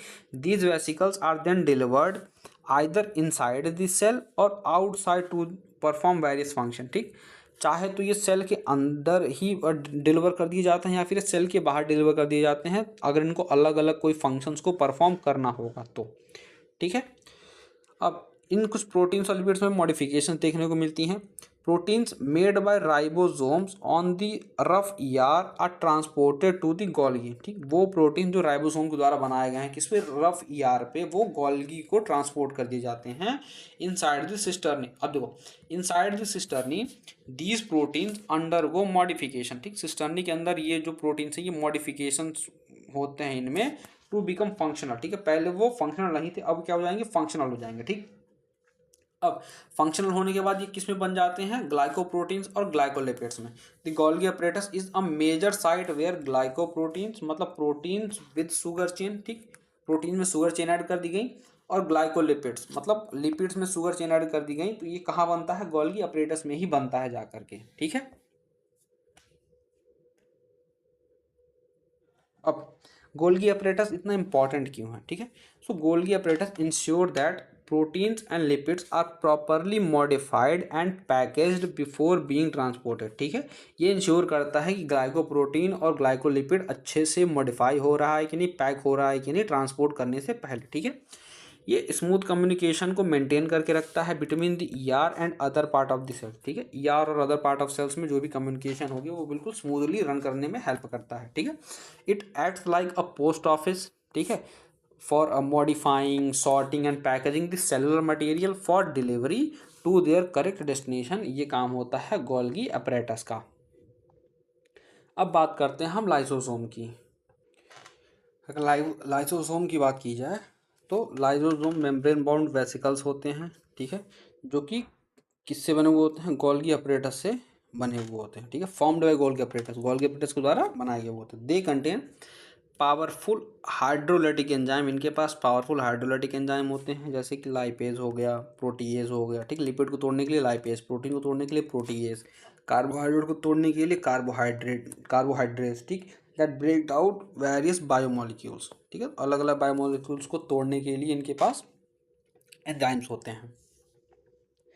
की फीचर्स की बात की जाए तो lysosomes are rich in enzyme, lysosome contain enzyme that digest carbohydrate, protein, lipids and even nucleic acid, ठीक है। These enzymes work best at acidic pH, ठीक है, which is maintained inside the lysosome, ठीक। कुछ वैसी खास बातें नहीं बताने के लिए। बाकी मेम्ब्रेन प्रोटेक्शन में help, they have function membrane protection. The lysosomal membrane prevents these enzymes from leaking out and damaging the cells, ठीक है। अब जो लाइसोसोम की मेम्ब्रेन होती है वो इतना तो भाई साहब देख सकती है कि यार ये एंजाइम जो है वो कहीं लीक आउट ना हो जाए, ठीक, वरना पता चला कि जिनको डिस्ट्रॉय नहीं करना उनको भी ये खत्म करके चली गई, ठीक है। If lysosome membrane breaks the enzymes can digest the cell itself, ठीक, तो वो पूरे सेल को ही खत्म कर सकती है, which is why lysosomes are sometimes called suicidal bags of this cell, ठीक। कभी कभी इनको सुसाइडल बैग के भी नाम से इसलिए जाना जाता है ना, क्योंकि भाई ये वो बॉम्ब है जो कभी भी फट सकते हैं, ठीक है, और अगर ये फटे तो ये खुद खुद को भी ले डूबेंगे, ठीक है, तो हम तो डूबेंगे इस सनम, साथ में तो तुम्हें भी ले डूबेंगे, तो इनका काम वही वाला होता है। But they have a very important function, ठीक है, ये इंट्रासेलुलर डाइजेशन में हेल्प करते हैं, ठीक है। जो भी ये वेस्ट मटेरियल्स होते हैं, जो भी सेलुलर डेब्रीज होती हैं, उनको ये तोड़ने का काम करता है, डाइजेस्ट करने का काम करता है। जो भी ओल्ड या डैमेज सेल ऑर्गेनल्स होते हैं, ठीक, उनको ये डाइजेस्ट करते हैं, जिनको एक प्रोसेस का नाम दिया गया है ऑटोफैगी, ठीक, फैगी का मतलब होता है खाना, ऑटो का मतलब होता है सेल्फ, ठीक है। तो ये खुद से ही क्या करते हैं, उन सेल्स को खा पी करके ख़त्म कर देते हैं, ठीक है। डिफेंस मैकेनिज्म में इनका काम होता है, lysosome can destroy invading pathogen by digesting them, ठीक, कोई बाहर से घुस रहा हो उनको ठोक ठाक के ख़त्म कर देंगे ये, ठीक है। अब ऑटोलिसिस में भी इनका होता है, देखो लिसिस का मतलब होता है टूटना, ऑटो का मतलब खुद से, ठीक है, खुद से डैमेज कर दे रहा है कुछ भी। If the cell is damaged beyond repair, ठीक, कोई सेल ऐसा है जो डैमेज हो चुका है और वो रिपेयर नहीं हो पाएगा, तो उनके अंदर को जो लाइसोजाइम होता है वो ब्रस्ट कर जाता है और पूरे सेल को क्या करता है, डाइजेस्ट कर लेता है, जिसको हम क्या बोलते हैं, ऑटोलिसिस बोलते हैं, ठीक है। लाइसोसोम जरूरी क्यों है, तो ये सेलुलर हेल्थ को मेंटेन रखते हैं, वेस्ट मटेरियल्स को हटा करके, ठीक, और by recycling the materials they protect the cell from harmful pathogens, अलग अलग हार्मफुल पैथोजन सेल को प्रोटेक्ट करते हैं, and ensure proper cellular functioning, और इंश्योर करते हैं कि प्रॉपर सेलुलर फंक्शनिंग हो रही है कि नहीं हो रही है। Lysozyme is like a garbage disposal system of the cell, ठीक है, which help it to keep it clean and healthy, ठीक है, सेल को क्लीन और हेल्दी रखने में हेल्प करता है। तो अगले हैं वैक्यूल्स, ठीक है। Vacuoles are membrane bound spaces, कुछ मेम्ब्रेन बाउंड स्पेसेस होती हैं जो कि साइटोप्लाज्म में पाई जा रही हैं। इनमें वाटर स्टोर हो सकता है, ठीक, सैप हो सकती है, वेस्ट प्रोडक्ट्स हो सकते हैं, कुछ अदर मटेरियल्स भी इनमें स्टोर हो सकते हैं जिनकी आवश्यकता हमें तुरंत नहीं पड़े, ठीक है, तत्काल में जिन भी चीज़ों की आवश्यकता नहीं है वो इसके अंदर ला करके स्टोर कर दिए जाते हैं, it is like a storage house, ठीक है। इनके मेम्ब्रेन्स की बात की जाए तो they are surrounded by a single membrane, जिनको हम टोनोप्लास्ट के नाम से जानते हैं, ठीक है। If you talk about its size and volume, so in plant cells volume can occupy up to 90% of the cell space, ठीक है, सेल की वॉल्यूम का लगभग 90% हिस्सा वैक्यूल ही ऑक्यूपाई करता है, जबकि एनिमल्स में ये स्मॉलर होते हैं, ठीक, और पेरीफेरी में होते हैं, और जबकि प्लांट्स में ये लार्ज होते हैं और कैसे होते हैं, सेंट्रल होते हैं, बिल्कुल सेंटर में पाए जाते हैं। फंक्शन की बात की जाए तो स्टोरेज का, जैसे store water, ions, nutrients, waste products, साथ ही साथ ये टर्गर प्रेशर को भी मेंटेन करके रखते हैं। टर्गर प्रेशर क्या होता है, वाटर प्रेशर होता है इन प्लांट सेल्स में, ठीक है, which keeps this cell form, ठीक है, कि सेल को ये फॉर्म रखते हैं।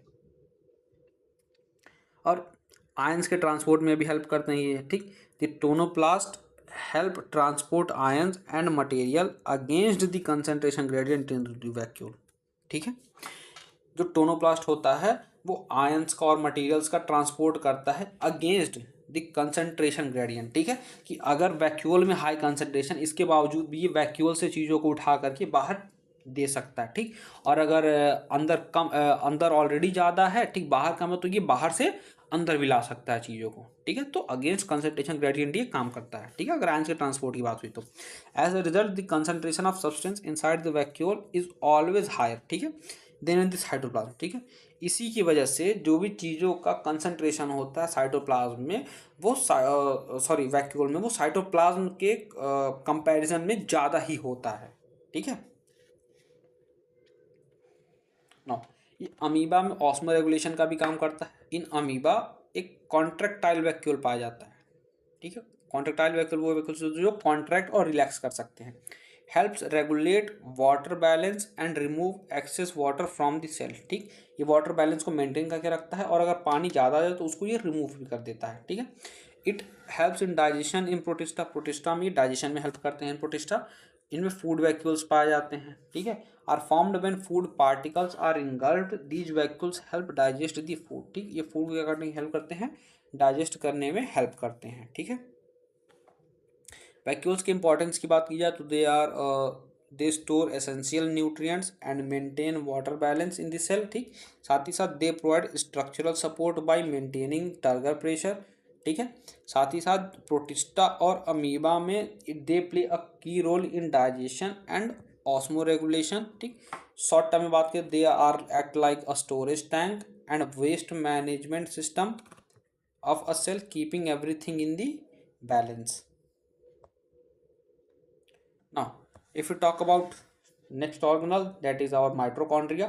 So mitochondria को powerhouse of the cell भी बोला जाता है, ठीक है।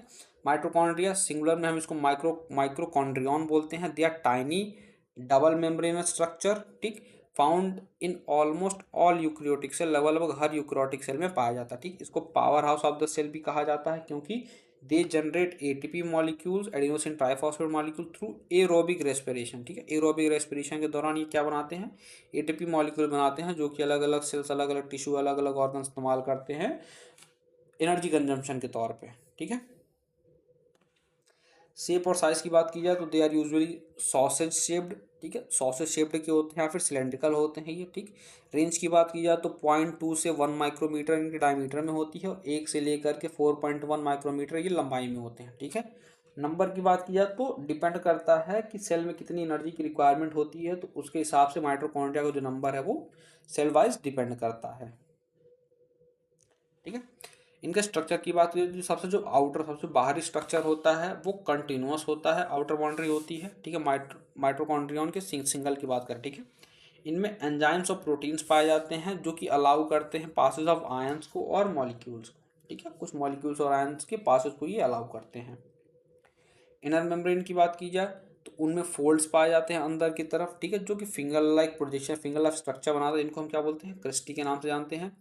क्रिस्टी की वजह से सरफेस एरिया इंक्रीज हो जाता है, ठीक, जो कि ज़्यादा स्पेस प्रोवाइड करता है फॉर एनर्जी प्रोडक्शन, ठीक है। तो जितने ज़्यादा क्रिस्टी होंगे उतना ज़्यादा एनर्जी प्रोडक्शन में ये हेल्प करेगा, उतना ज़्यादा एनर्जी प्रोड्यूस होगा।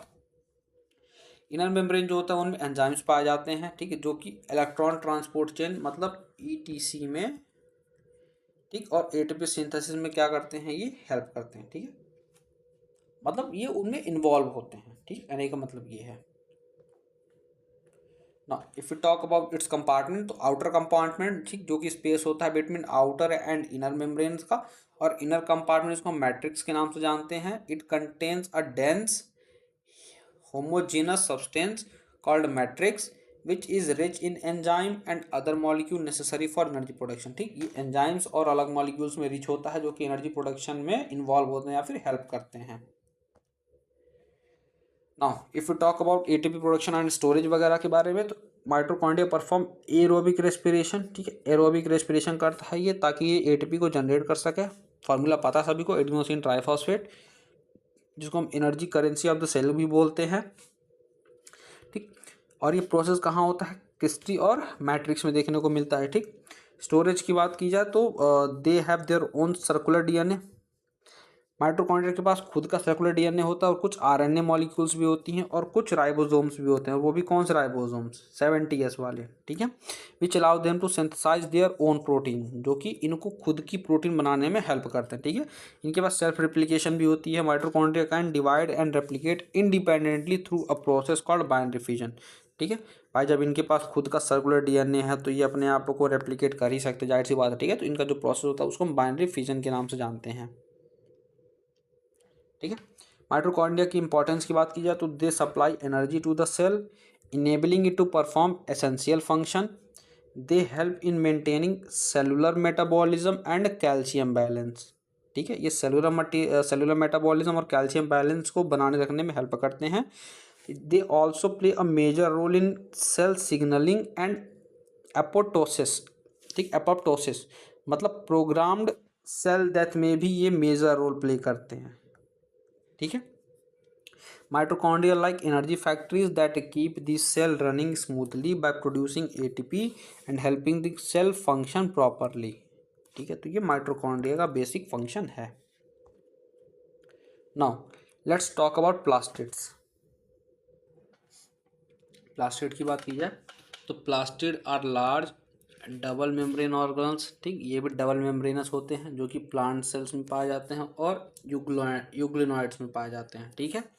दे are easily visible under a microscope due to their size, ठीक है, साइज अपने साइज की वजह से माइक्रोस्कोप में ईजिली विजिबल हो जाते हैं। And the presence of pigments, ठीक, इनमें पिगमेंट्स पाए जाते हैं which gives plant there characteristics colour, ठीक, अलग अलग प्लांट्स में जो हमें कलर देखने को मिलता है वो इन्हीं प्लास्टिड्स की वजह से देखने को मिलता है, ठीक। अब प्लास्टिक्स के कुछ अलग अलग काम होते हैं, जैसे कि फोटोसिंथेसिस में हेल्प हो गई, ठीक, स्टोरेज वगैरह हो गई, और कभी कभी पिगमेंटेशन में भी इनका काम होता है, ठीक है। प्लास्टिड्स की बात की जाए तो they are mainly classified into 3 types, ठीक, based on the type of pigment they contain, ठीक है। जिस टाइप का पिगमेंट वो कंटेन करेंगे तो उस पार्ट में उसको डिवाइड कर दिया, जैसे कि क्लोरोप्लास्ट, ठीक, वो जो क्लोरोफिल या फिर कैरोटेनॉइड पिगमेंट्स वगैरह जो होल्ड करके रखते हैं, ठीक है, उनको क्लोरोप्लास्ट के नाम से जाना गया है। Which trap light energy needed for photosynthesis, ठीक, ये लाइट एनर्जी को स्टोर करके रखते हैं फॉर फोटोसिंथेसिस, मतलब ट्रैप करते हैं, ठीक है, स्टोरिंग करते हैं, ट्रैप करते हैं for photosynthesis. They are foundly mainly found in mesophyll cells of the leaves, ठीक है, जो सेल्स के मेसोफिल लीव्स होती हैं उनमें पाए जाते हैं जनरली।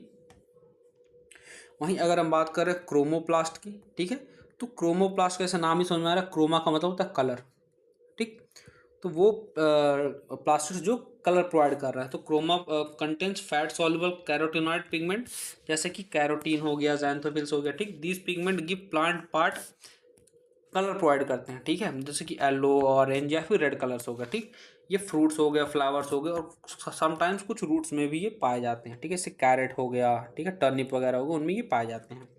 वहीं तीसरा टाइप होता है ल्यूकोप्लास्ट, ठीक, ये कलरलेस प्लास्टिड होता है दैट स्टोर न्यूट्रिएंट्स, ठीक, ये 3 टाइप के होते हैं। पहला होता है अमाइलोप्लास्ट, ये स्टार्च को स्टोर करने का काम होता है, अमाइलोस का मतलब भी होता है स्टार्च, ठीक, वो प्लास्टिड जो स्टार्च को स्टोर करता है, जैसे कि पोटैटो। इलायोप्लास्ट नाम से हमारा, इलायो का मतलब होता है ऑयल या फैट, ठीक, वो प्लास्टिड जो फैट या ऑयल को स्टोर करते हैं उनको इलायोप्लास्ट कहते हैं। और एल्यूरो का मतलब होता है प्रोटीन, वो स्टार्च जो प्रोटीन को मतलब वो प्लास्टिड जो प्रोटीन को स्टोर करते हैं उनको बोलते हैं एल्यूरोप्लास्ट, ठीक। इनके स्ट्रक्चर फंक्शन की बात की जाए तो क्लोरोप्लास्ट बेसिकली लेंथ शेप्ड के होते हैं, ओवल होते हैं, स्फेरिकल होते हैं, डिस्क्वायर्ड हो सकते हैं, या कभी कभी ये रिबन लाइक भी हो सकते हैं, ठीक है। साइज़ की बात करें तो 5 से 10 माइक्रोमीटर लेंथ होती है, 2 से 4 माइक्रोमीटर इनकी विड्थ होती है, ठीक, ये वैरी करते हैं क्लोरोप्लास्ट के नंबर में इनके, ठीक। एक कभी कभी एक क्लोरोप्लास्ट पर सेल पाया जाता है, जिसकी क्लोमाइडोमोलास में जो ग्रीन एल्गी होती है, कभी कभी 20 से 40 पाए जाते हैं मेसोफिल सेल्स में ऑफ द लीव्स में, ठीक है।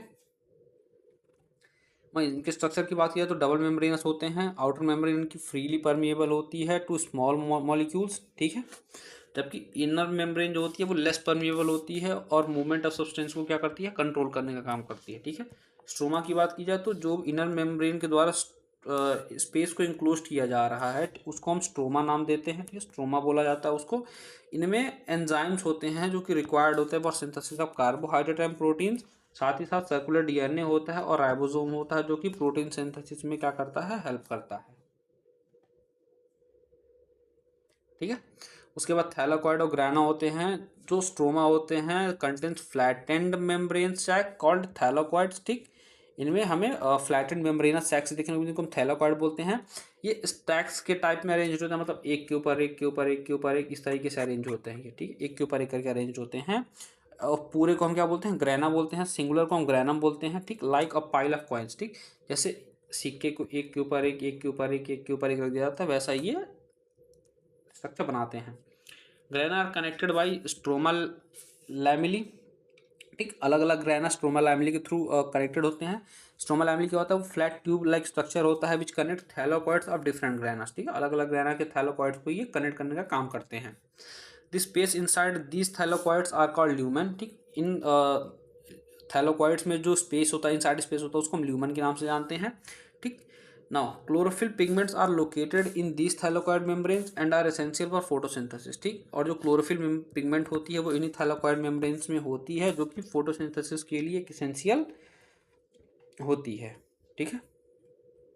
नाउ इन क्लोरोप्लास्ट के फंक्शन की बात की जाए तो फोटोसिंथेसिस में हेल्प करता है। These chloroplast capture light energy and convert it into chemical energy in the form of glucose, ठीक। ये लाइट एनर्जी को केमिकल एनर्जी में कन्वर्ट करते हैं, किस फॉर्म में, ग्लूकोज के फॉर्म में, ठीक है।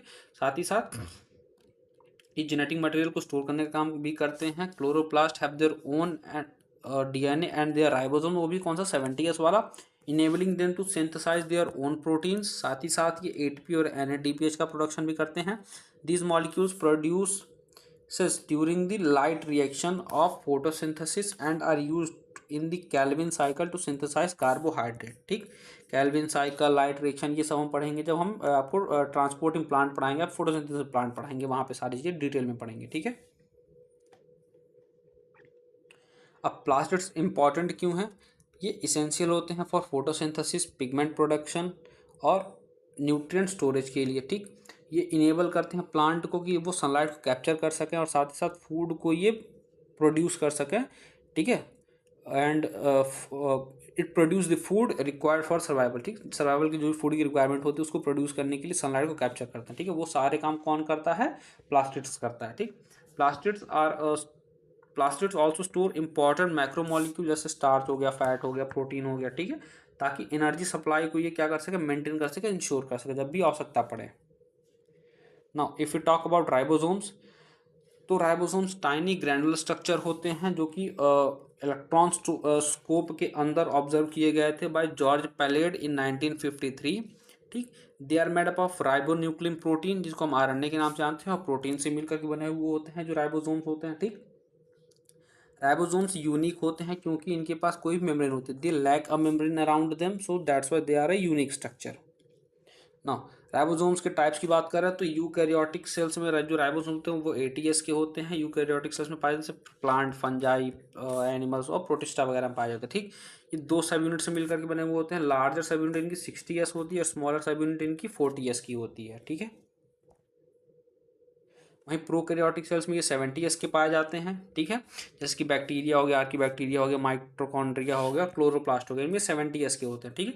ये दो सब यूनिट से मिलकर होते हैं। लार्जर इनका 50s का होता है, स्मॉलर कितने का होता है इनका 30s का, ठीक है। अब ये जो हमें एस दिख रहा था 50s में, 40s में, 30s में, 60s में, एस क्या होता है, S stand for Svedberg unit. ये एक यूनिट होती है, स्वेडबर्ग यूनिट होती है, जो कि सेडिमेंटेशन कोफिशिएंट या फिर डेंसिटी ऑफ द राइबोसोम को मेजर करता है, ठीक है। बेसिकली हम डेंसिटी की बात करते हैं। It indicates how fast the ribosome और its subunit settle when spun in an ultracentrifuge, ठीक। सेंट्रीफ्यूग आप सभी को पता होगा कि एक ट्यूब लाइक स्ट्रक्चर में हम वो डाल देते हैं, फिर उसको एक मशीन में डाल देते हैं। ये मशीन इसको घूम घूम घूम घूम घूम घूम घुमाती है, जिसकी वजह से चीज़ें लेयर वाइज वो सेटल हो जाते हैं, ठीक।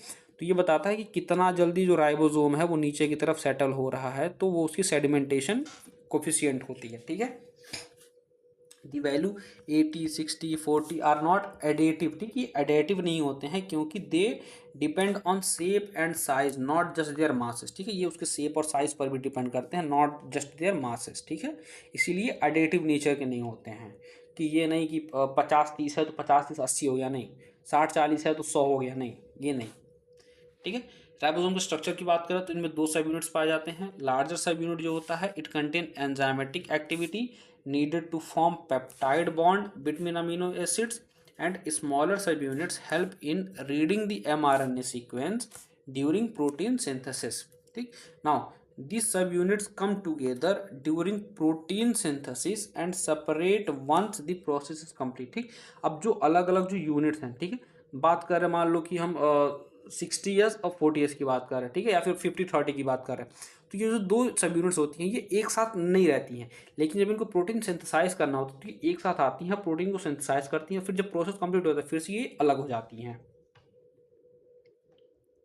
ठीक है, फंक्शन की बात की जाए तो प्रोटीन सिंथेसिस मेन फंक्शन होता है इनका।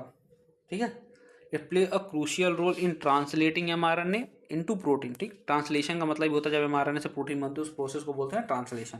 ठीक है, they read the mRNA sequence, उसके बाद उसमें अमीनो एसिड को लिंक करते हैं और पॉलीपेप्टाइड चेन को ये फॉर्म करते हैं, बनाते हैं। ठीक, पॉलीराइबोसोम्स, सेलुलर राइबोसोम्स जो होते हैं वो एक सिंगल mRNA स्ट्रैंड पर जब अटैच कर जाते हैं तो उस स्ट्रक्चर को पॉलीसोम या फिर पॉलीराइबोसोम के नाम से जाना जाता है। ये प्रोटीन सिंथेसिस की एफिशिएंसी को इंक्रीज कर देते हैं कई फोल्ड्स तक। Now, if we talk about role in eukaryotic cells, it can be free in cytoplasm or attached to the ER, forming the RER, or free ribosome synthesize protein that function within the cell, while ribosome attached to the ER synthesize a protein for export or membrane insertion. ठीक है, कहने का मतलब जो free ribosome है वो ऐसा protein बनाता है जो सिर्फ और सिर्फ सेल के अंदर ही फंक्शनल रहता है, जबकि वो राइबोसोम जो ईआर के साथ अटैच रहता है वो प्रोटीन्स बनाता है ताकि वो एक्सपोर्ट हो सके। ठीक है, या फिर मेम्ब्रेन के बाहर भी जाकर ये काम कर सके। ठीक है, तो वो प्रोटीन्स बनाते हैं। अब राइबोसोम की इंपॉर्टेंस क्या है कि वही है कि भाई सब सर्वाइवल और ग्रोथ ऑफ ऑर्गेनिजम्स के लिए ये कुछ एसेंशियल चीज़ें बनाता है जो कि रिक्वायर्ड होती हैं। ठीक है, बिना राइबोसोम के सेल जो होगा would not be able to synthesise protein, protein बनाने के काम लायक ही नहीं रहेगा, which are required for building and maintaining cell structure and function. और सभी को पता होगा भाई जितने भी सेल स्ट्रक्चर्स होते हैं, फंक्शंस होते हैं, वो मेनली प्रोटीन बेस्ड ही होते हैं। ठीक है, तो अगर राइबोसोम ही नहीं रहेगा, प्रोटीन नहीं रहेगा, प्रोटीन नहीं रहेगा तो आगे का काम ही नहीं हो पाएगा। ठीक है, ना अगला है साइटोस्केलेटन। अभी तो जितनी बात कर रहे थे साइटोस्केलेटन से मिलकर बना होता है, एक्सटर्नल स्ट्रक्चर बनाता है, क्या होता है। A cytoskeleton is a network of protein filaments. देखो भैया, प्रोटीन फिलामेंट से मिलकर बना हुआ होता है। ठीक है, present in the cytoplasm, cytoplasm के अंदर होता है किसके, यूकेरियोटिक सेल्स के। ठीक, it contain 3 main types of structure. इनमें 3 मेन टाइप के स्ट्रक्चर पाए जाते हैं, जैसे कि पहला है माइक्रोट्यूब्यूल्स, माइक्रोफिलामेंट्स और इंटरमीडिएट फिलामेंट्स। ठीक, एक एक करके देखते हैं सबको क्या है। ठीक है, साइटोस्केलेटन की फंक्शन जान लेते हैं। मैकेनिकल सपोर्ट प्रोवाइड करता है, it provide structural strength to the cell, maintain the shape and stability of the cell, cell motility. ठीक, help in movement of the cell, जैसे कि अमीबॉइड मूवमेंट हो गया, सीलियरी मूवमेंट हो गया और फ्लैजिलेटेड मूवमेंट हो गया। ठीक, अमीबॉइड मूवमेंट वो हो गया कि स्यूडोपोडिया बना देते हैं, सीलिया मूवमेंट मतलब कि सीलिया से मूव करेंगे। ठीक, फ्लैजिला मतलब फ्लैजिला बना देंगे, उससे मूव करेंगे।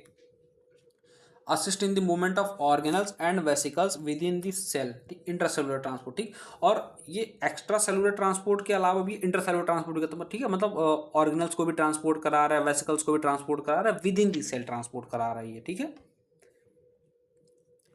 और साथ ही साथ ये सेल का शेप में भी मेंटेन करते हैं, शेप और पोलैरिटी भी मेंटेन करके रखते हैं सेल की, by preventing collapse and deformation. ठीक, ताकि सेल कोलैप्स ना कर जाए या फिर सेल ब्रस्ट ना कर जाए। ठीक है, तो उसमें ये शेप को, पोलैरिटी को मेंटेन करके रखते हैं। ठीक है, now if you talk about all the components of the cytoskeleton, तो पहला है माइक्रोट्यूब्यूल्स।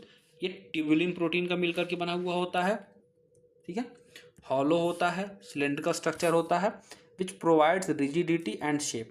ठीक है, ये सेल को रिजिडिटी और शेप प्रोवाइड करता है। ठीक है, अब फंक्शन की बात की जाए तो ये स्पिंडल फाइबर्स बनाता है ड्यूरिंग सेल डिवीजन। ठीक, assist in the movement of chromosome. ठीक है, जब आपने कभी देखा हो न्यूक्लियस में, ठीक, जब क्रोमोसोम्स डिवाइड होते हैं, ठीक है, जब डिवाइड होते हैं तो एक फेज आता है जिस पर क्रोमोसोम सेंटर पे आकर के इकट्ठे हो जाते हैं इस तरीके से। ठीक है, तो एक देखा होगा कि यहाँ पे एक साइटोस्केलेटन होता है जिसको हम माइक्रोट्यूब्यूल या सेंट्रियोल के नाम से जानते हैं, दोनों साइड पे होते हैं। ठीक है, ये कुछ थ्रेड्स बनाते हैं इस तरीके के। ठीक है, इनको हम स्पिंडल फाइबर बोलते हैं, स्पिंडल फाइबर बोलते हैं, जो कि क्रोमोसोम को अलग अलग एक्सिस पर मूव कराने में हेल्प करते हैं। ठीक है। तो वहाँ हमें इसका काम देखने को मिलता है। साथ ही साथ ये अलग अलग स्ट्रक्चर्स बनाते हैं, सीलिया हो गया, फ्लैजिला हो गया, इस टाइप के ये स्ट्रक्चर्स बनाते हैं। ठीक है। माइक्रोफिलामेंट्स की बात करें तो they are made up of actin protein, वो ट्यूबलिन का बना हुआ, तो ये एक्टिन प्रोटीन का बना हुआ है। ये थिन होता है, फ्लेक्सिबल फिलामेंट्स होते हैं, ये स्ट्रेंथ और सपोर्ट प्रोवाइड करते हैं, ये सेल मूवमेंट में हेल्प करते हैं और सेल के शेप चेंजिंग में हेल्प करते हैं। ठीक है। जैसे आपको पता हो जो WBC होती है वो अपना शेप वो चेंज कर सकती है। ठीक है। It play major role in cytoplasmic streaming and endocytosis. Cytoplasmic streaming क्या होता है कि मतलब सेल के अंदर जब चीज़ों को मूव कराना होता है तो वो साइटोप्लाज्मिक स्ट्रीमिंग कहलाती है। ठीक। और एंडोसाइटोसिस मतलब जब सेल के अंदर किसी चीज़ को खाना पीना हो वो एंडोसाइटोसिस होती है। ठीक है। मतलब बाहर से कोई चीज़ को अंदर लेकर के खा, देखो एंडो का मतलब होता है अंदर, साइटोसिस मतलब होता है सेल के अंदर। ठीक है। तो सेल बाहर से किसी चीज़ को अंदर लेकर के आने के लिए जो भी फंक्शंस होते हैं वो माइक्रोफिलामेंट का काम करता है। ठीक है। उसके बाद आती है इंटरमीडिएटरी फिलामेंट या फिर इंटरमीडिएट फिलामेंट। ये अलग अलग प्रोटीन से मिलकर बना होता है, जैसे केराटिन हो गया, विटामिन विमेटिन हो गया और लैमिनिन हो गया। ठीक। They are rope like structure that provide tensile strength. ठीक है। टेंसाइल स्ट्रेंथ प्रोवाइड करते हैं। It provides mechanical support and prevent deformation, help maintain the integrity of the nuclear envelope. ठीक है। नाउ इंपॉर्टेंस क्या है, जरूरी क्यों है, विदाउट इनके बिना सेल जो होगी वो अपनी शेप, स्टेबिलिटी और एबिलिटी टू मूव और डिवाइड, ठीक, ये वो लूज कर देगी। ये सेलुलर ऑर्गेनाइजेशन में एक काफ़ी ज़्यादा क्रूशियल रोल प्ले करता है बाय सपोर्टिंग एसेंशियल प्रोसेस, जैसे कि सेल डिवीजन हो गया, इंटर सेलुलर ट्रांसपोर्ट हो गया और कम्युनिकेशन हो गया। और भाई सेल डिवीजन में तो बहुत बड़ा रोल है इसका, क्रोमोसोम को सेपरेट करने का काम करता है ये। ठीक है। Now next one is cilia and flagella. अब सीलिया फ्लैजिला की बात करें तो सीलिया फ्लैजिला हेयर लाइक स्ट्रक्चर होते हैं जो कि एक्सटेंशन होते हैं ऑफ द सेल मेम्ब्रेन। ठीक है। सेल मेम्ब्रेन की एक्सटेंशन होते हैं, बाहर की तरफ निकले हुए होते हैं। Both structures help in movement but they differ in size and function. ठीक। ये दोनों स्ट्रक्चर्स सीलियो फ्लैजिला किस में हेल्प करते हैं, मूवमेंट में हेल्प करते हैं, बट ये दोनों साइज और फंक्शन में अलग अलग होते हैं। ठीक है। जैसे कि सीलियो फ्लैजिला के डिफरेंसेस की बात की जाए, सीलिया शॉर्ट होते हैं और कई सारे होते हैं, जबकि फ्लैजिला लॉन्ग होते हैं और कुछ ही होते हैं, ज़्यादा ज़्यादा 1 से 2 सेल पाए जाते हैं। ठीक। Moves like ores. ठीक। जैसे नाव में चप्पू चलाते हैं ना, ठीक है, एक साथ चलते हैं। ठीक है। विच हेल्प दिस सेल और सराउंडिंग फ्लूइड टू मूव। ठीक। या तो ये सेल को मूव करने में हेल्प करेंगे या फिर ये सराउंडिंग को मूव करते हैं ताकि ये सेल मूव कर सकें। ठीक है। और ये कैसे होते हैं, move like a wave like motion propelling to cell forward. ठीक। ये इस तरीके से मूव करते हैं, धूम धूम धूम धूम धूम धूम, इस तरीके से मूव करते हैं ये। ठीक है। अब मतलब वेव देखिए ना, इस तरीके से मूव करने वाला। ठीक है। तो वही बता रहा मैं, इस तरीके से मूव करते हैं ये। एग्जाम्पल की बात की जाए तो सीलिया ऐसे कि रिस्पायरेटरी ट्रैक्ट में पाया जाता है, जो कि म्यूकस को हेल्प, म्यूकस या फिर कोई पार्टिकल अगर ट्रैप्ड हो गया हो तो उसको मूव करने में हेल्प करता है आउट ऑफ द लंग। ठीक। वहीं फ्लैजिला जैसे स्पर्म सेल्स हो गया, ठीक, इनमें फ्लैजिलरी मूवमेंट हमें देखने को मिलता है। जब ये एग के पास जाते हैं तो ये इसी मूवमेंट का इस्तेमाल करते हैं, रैपिड मूवमेंट होती है ये। ठीक। Now if you talk about the structure of cilia and flagella, so in plasma membrane both cilia and flagella are covered by the plasma membrane. ठीक है। now core और exonym, this central structure inside the cilia and flagella is called exonym। ठीक। जो central structure होता है सीलिया flagella में उसको हम बोलते हैं एक्सोनिम के नाम से। It contain microtubules running along its length. ठीक। और ये माइक्रोट्यूब्यूल्स को कंटेन करता है जो कि इसके लेंथ के अलोंग रन कर रहे होते हैं। ठीक है। माइक्रोट्यूब्यूल का जो अरेंजमेंट होता है वो 9+2 एरे में होता है। ठीक।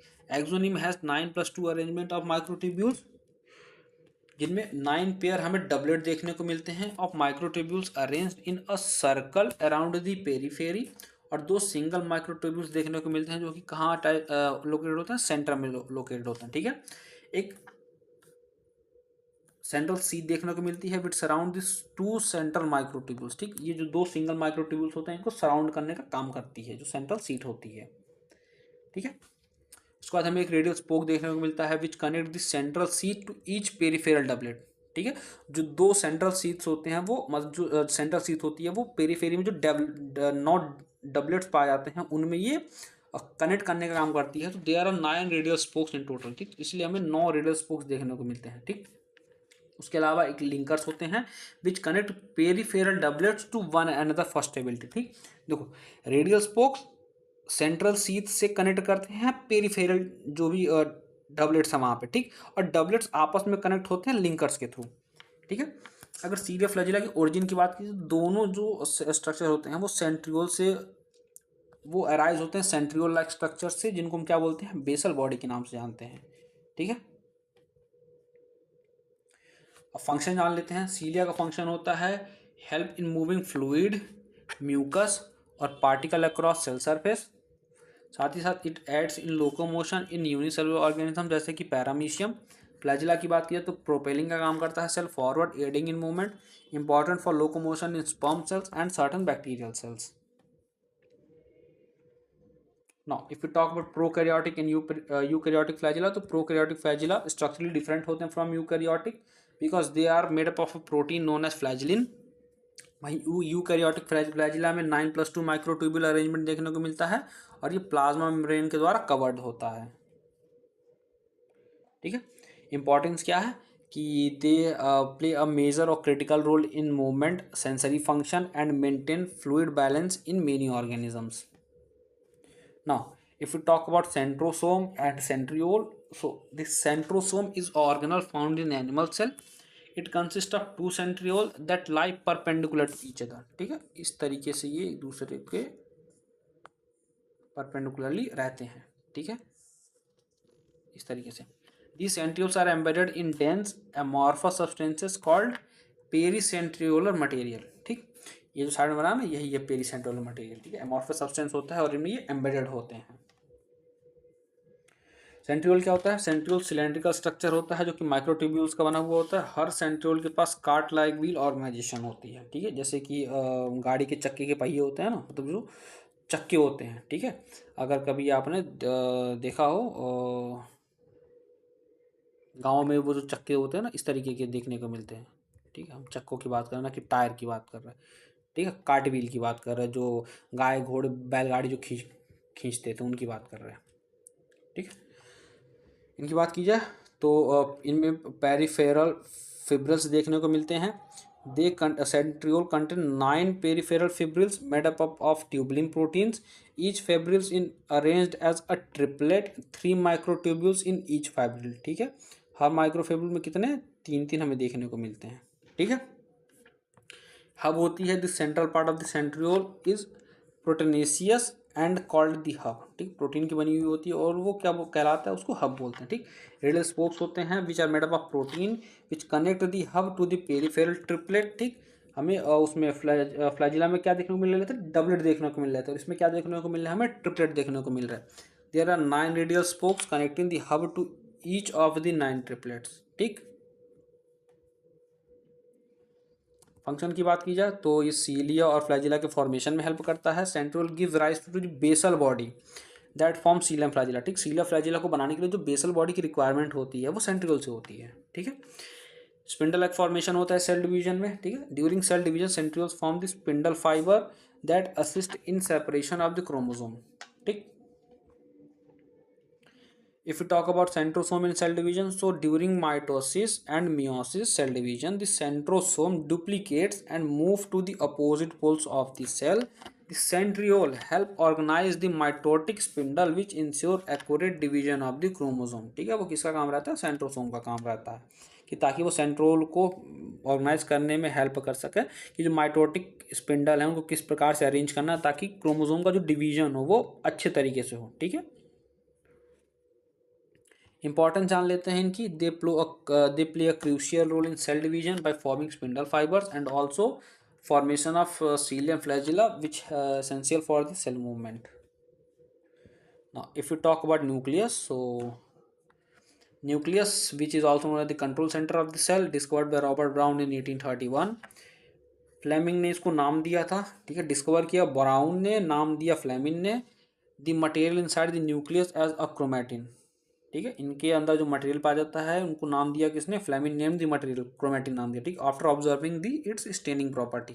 ठीक है, क्रोमा का मतलब ही होता है कलर, तो स्टेनिंग के आधार पर इन्होंने अंदर प्रेजेंट मटेरियल को नाम दे दिया क्रोमैटिन। नाम किसने दिया था, फ्लेमिंग ने दिया था। ठीक, और डिस्कवर किसने किया था, रॉबर्ट ब्राउन ने किया था। Now, if we talk about structure, so it's have a double membranous nuclear envelope with a space in between them called perinuclear space, जो कि 10 से 50 नैनोमीटर तक की होती है, ठीक, डिस्टेंस की बात कर रहे हैं। जो आउटर मेम्ब्रेन होता है वो कंटिन्यूअस होता है with the endoplasmic reticulum and has ribosome on its surface. ध्यान रखिए आउटर सरफेस पे होती है राइबोसोम वाली, ठीक है, अंदर नहीं होती। हमें न्यूक्लियर पोर देखने को मिलते हैं, इन्हीं न्यूक्लियर पोर्स के थ्रू जो प्रोटीन होती है वो इधर उधर ट्रांसपोर्ट होती है। Small pore formed by the fusion of inner and outer membranes allow movement of RNA and protein between the nucleus and cytoplasm. ठीक, न्यूक्लियस और साइटोप्लाज्म के बीच में ये आरएनए प्रोटीन के मूवमेंट को अलाउ करता है। ठीक है, साथ ही साथ इनके कंपोनेंट्स की बात कर लें तो इसमें न्यूक्लियोप्लाज्म पाया जाता है, न्यूक्लियर मैट्रिक्स के नाम से जानते हैं हम। It is a dense gel like substances that contain chromatin and nucleolus. ठीक, अब न्यूक्लियोलस क्या होता है, ये स्फेरिकल स्ट्रक्चर होता है, नॉट मेम्ब्रेन बाउंड। ठीक, मेम्ब्रेन बाउंड से नहीं होता है। साइट फॉर आरएनए सिंथेसिस, ये राइबोसोमल आरएनए बनाता है। ठीक, ये लार्जर होता है और ज़्यादा न्यूमरस ऑफ सेल एक्टिविटी देखने को मिलती है क्योंकि इनमें प्रोटीन सिंथेसिस काफ़ी ज़्यादा एक्टिवली इन्वॉल्व होते हैं। ठीक है, more numerous in cell actively involved in protein synthesis. Now, if we talk about chromatin material, so it is a network of nucleoprotein fiber which is composed of DNA, histone protein, non-histone protein, RNA. ठीक है, chromatin condensed during cell division to form chromosome. ठीक है, chromatin condensed होकर के क्या बनाता है, chromosome बनाता है ड्यूरिंग सेल डिवीजन। ठीक है, अब क्रोमोसोम की बात की जाए तो क्रोमोसोम में हमें दो स्ट्रक्चर देखने को मिलते हैं। पहला होता है सेंट्रोमियर, दूसरा होता है काइनेटोकोर। ठीक, सेंट्रोमियर क्या होता है, it is a primary constriction that hold the chromatids together. ठीक, दो क्रोमैटिड्स को आपस में होल्ड करने के लिए जो एक प्राइमरी कंस्ट्रिक्शन होती है, ठीक, उसको हम सेंट्रोमियर बोलते हैं। ठीक, और काइनेटोकोर जो होता है वो डिस्क शेप का स्ट्रक्चर होता है on either side of the centromere only where spindle fibre attached during cell division. ठीक, जहां पे स्पिंडल फाइबर अटैच्ड होता है सेल डिवीजन के दौरान और उनको तोड़ करके अलग कर देता है। ठीक, क्रोमोसोम की बात की जाए तो अलग अलग टाइप्स के होते हैं बेस्ड ऑन सेंट्रोमियर की पोजीशन। ठीक, सेंट्रोमियर की पोजीशन कहाँ है उसके बेसिस पर, जैसे अगर सेंट्रोमियर बिल्कुल कहाँ है, बीचों बीच में है, तो उसको बोलते हैं हम क्या, मेटासेंट्रिक। ठीक, अगर सेंट्रोमियर कहाँ है, बीच में है। ठीक है, हम सिंगल में बना करके दिखा रहे हैं। ठीक है, सपोज करो ऐसा है और यहाँ पे लोकेटेड है, तो ये हो गया हमारा कैसा, मेटासेंट्रिक। ठीक, और इनमें जो आर्म लेंथ होती है वो कैसी होती है, इक्वल होती है। ठीक, सब मेटासेंट्रिक में क्या होता है, सेंटर से स्लाइटली अवे होती है। ठीक है, सेंटर से स्लाइटली अवे होती है जिसकी वजह से एक आर्म शॉर्टर और एक आर्म लॉन्गर हो जाता है। ठीक, एक्रोसेंट्रिक क्या होता है, सेंट्रोमियर जो होता है बिल्कुल एंड के तरीके से एंड में होती है जिसकी वजह से एक आर्म बहुत छोटा हो जाता है और एक आर्म बहुत ज़्यादा लॉन्ग हो जाता है। ठीक, और ट्रिलोसेंट्रिक क्या होता है, बिल्कुल टर्मिनल एंड पे जा करके मौजूद होता है। सेंट्रोमियर बिल्कुल टर्मिनल एंड पे जाके मौजूद होता है। ठीक, उसके बाद एक सैटेलाइट क्रोमोसोम होता है। कुछ क्रोमोसोम के पास सेकेंडरी कंस्ट्रिक्शन देखने को मिलती है forming a small fragments called satellite. ठीक, सपोज करो कि यहाँ पर था बट यहाँ पे भी एक हमें देखने को मिलेगा, तो हमें एक स्मॉलर कंस्ट्रिक्शन देखने को मिलता है जिसको हम सैटेलाइट बोलते हैं। न्यूक्लिया के स्पेशल केसेस की बात की जाए तो some cells have multiple nuclei, जैसे कि paramecium contain mature cells, certain mature cells lack nucleus, जैसे कि एरिथ्रोसाइट मतलब RBC in mammals and sieve tube cells in vascular plant. ठीक, इनके पास क्या नहीं होता, न्यूक्लियस नहीं होता। ठीक है, वो भी हम किसकी बात कर रहे हैं, मैच्योर वाले की बात कर रहे हैं। ठीक है, क्वेश्चन है ये, क्वेश्चन जनरल बहुत क्वेश्चन है कि आर दिस सेल अलाइव, क्या यह सेल जिंदा है भाई, जिनके पास न्यूक्लियस नहीं है क्या वो सेल जिंदा है। तो cell without a nucleus can not perform active protein synthesis and division but can still carry out other metabolic activity. भैया देखो, न्यूक्लियस नहीं है इसका मतलब वो प्रोटीन नहीं बना सकता, इसका मतलब वो डिवीजन नहीं कर सकता, लेकिन बाकी मेटाबॉलिक एक्टिविटी तो परफॉर्म कर ही सकता है वो। ठीक है, तो सबसे आखिरी टॉपिक है एनसीईआरटी का माइक्रोबॉडीज। माइक्रोबॉडीज क्या होती हैं, स्मॉल मेम्ब्रेन बाउंड वेसिकल्स होती हैं जो कि दोनों प्लांट और एनिमल सेल्स में पाए जाते हैं। They contain various enzyme that perform important cellular function. क्या क्या होते हैं भैया वो देख लेते जल्दी जल्दी। कितने टाइप की माइक्रोबॉडीज होती हैं, पहली होती है peroxisome contain enzyme involved in the break down of hydrogen peroxide by a toxic by product of metabolism. ठीक है, एंजाइम की बात की जाए तो इट कैटलाइजेस, जो कैटलिस्ट होता है फिर कैटलाइज होता है, it converts H2O2 into water and oxygen found in higher numbers in cell of the liver and kidney. ये डिटॉक्सिफिकेशन का काम करता है, फैटी एसिड के ऑक्सीडेशन का काम करता है।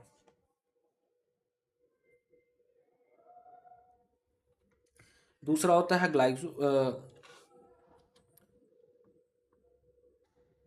Glyoxysome glyoxysome glyoxysome specialised peroxisome होता है, found in plant cell specially in germinating seeds. It contains enzyme for the glyoxylate cycle which help convert stored fats into sugar. ठीक, फंक्शन की बात की जाए तो conversion of lipid to carbohydrate during seed germination.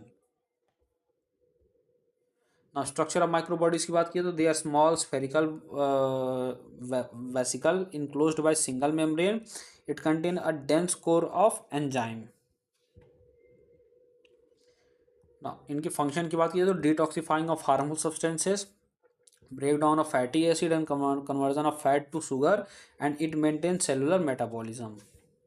तो यहाँ पे होता है हमारा चैप्टर ख़त्म। मिलते हैं आप लोगों से अगले वीडियो में, तब तक के लिए पढ़ाई करते रहिए। All the very best.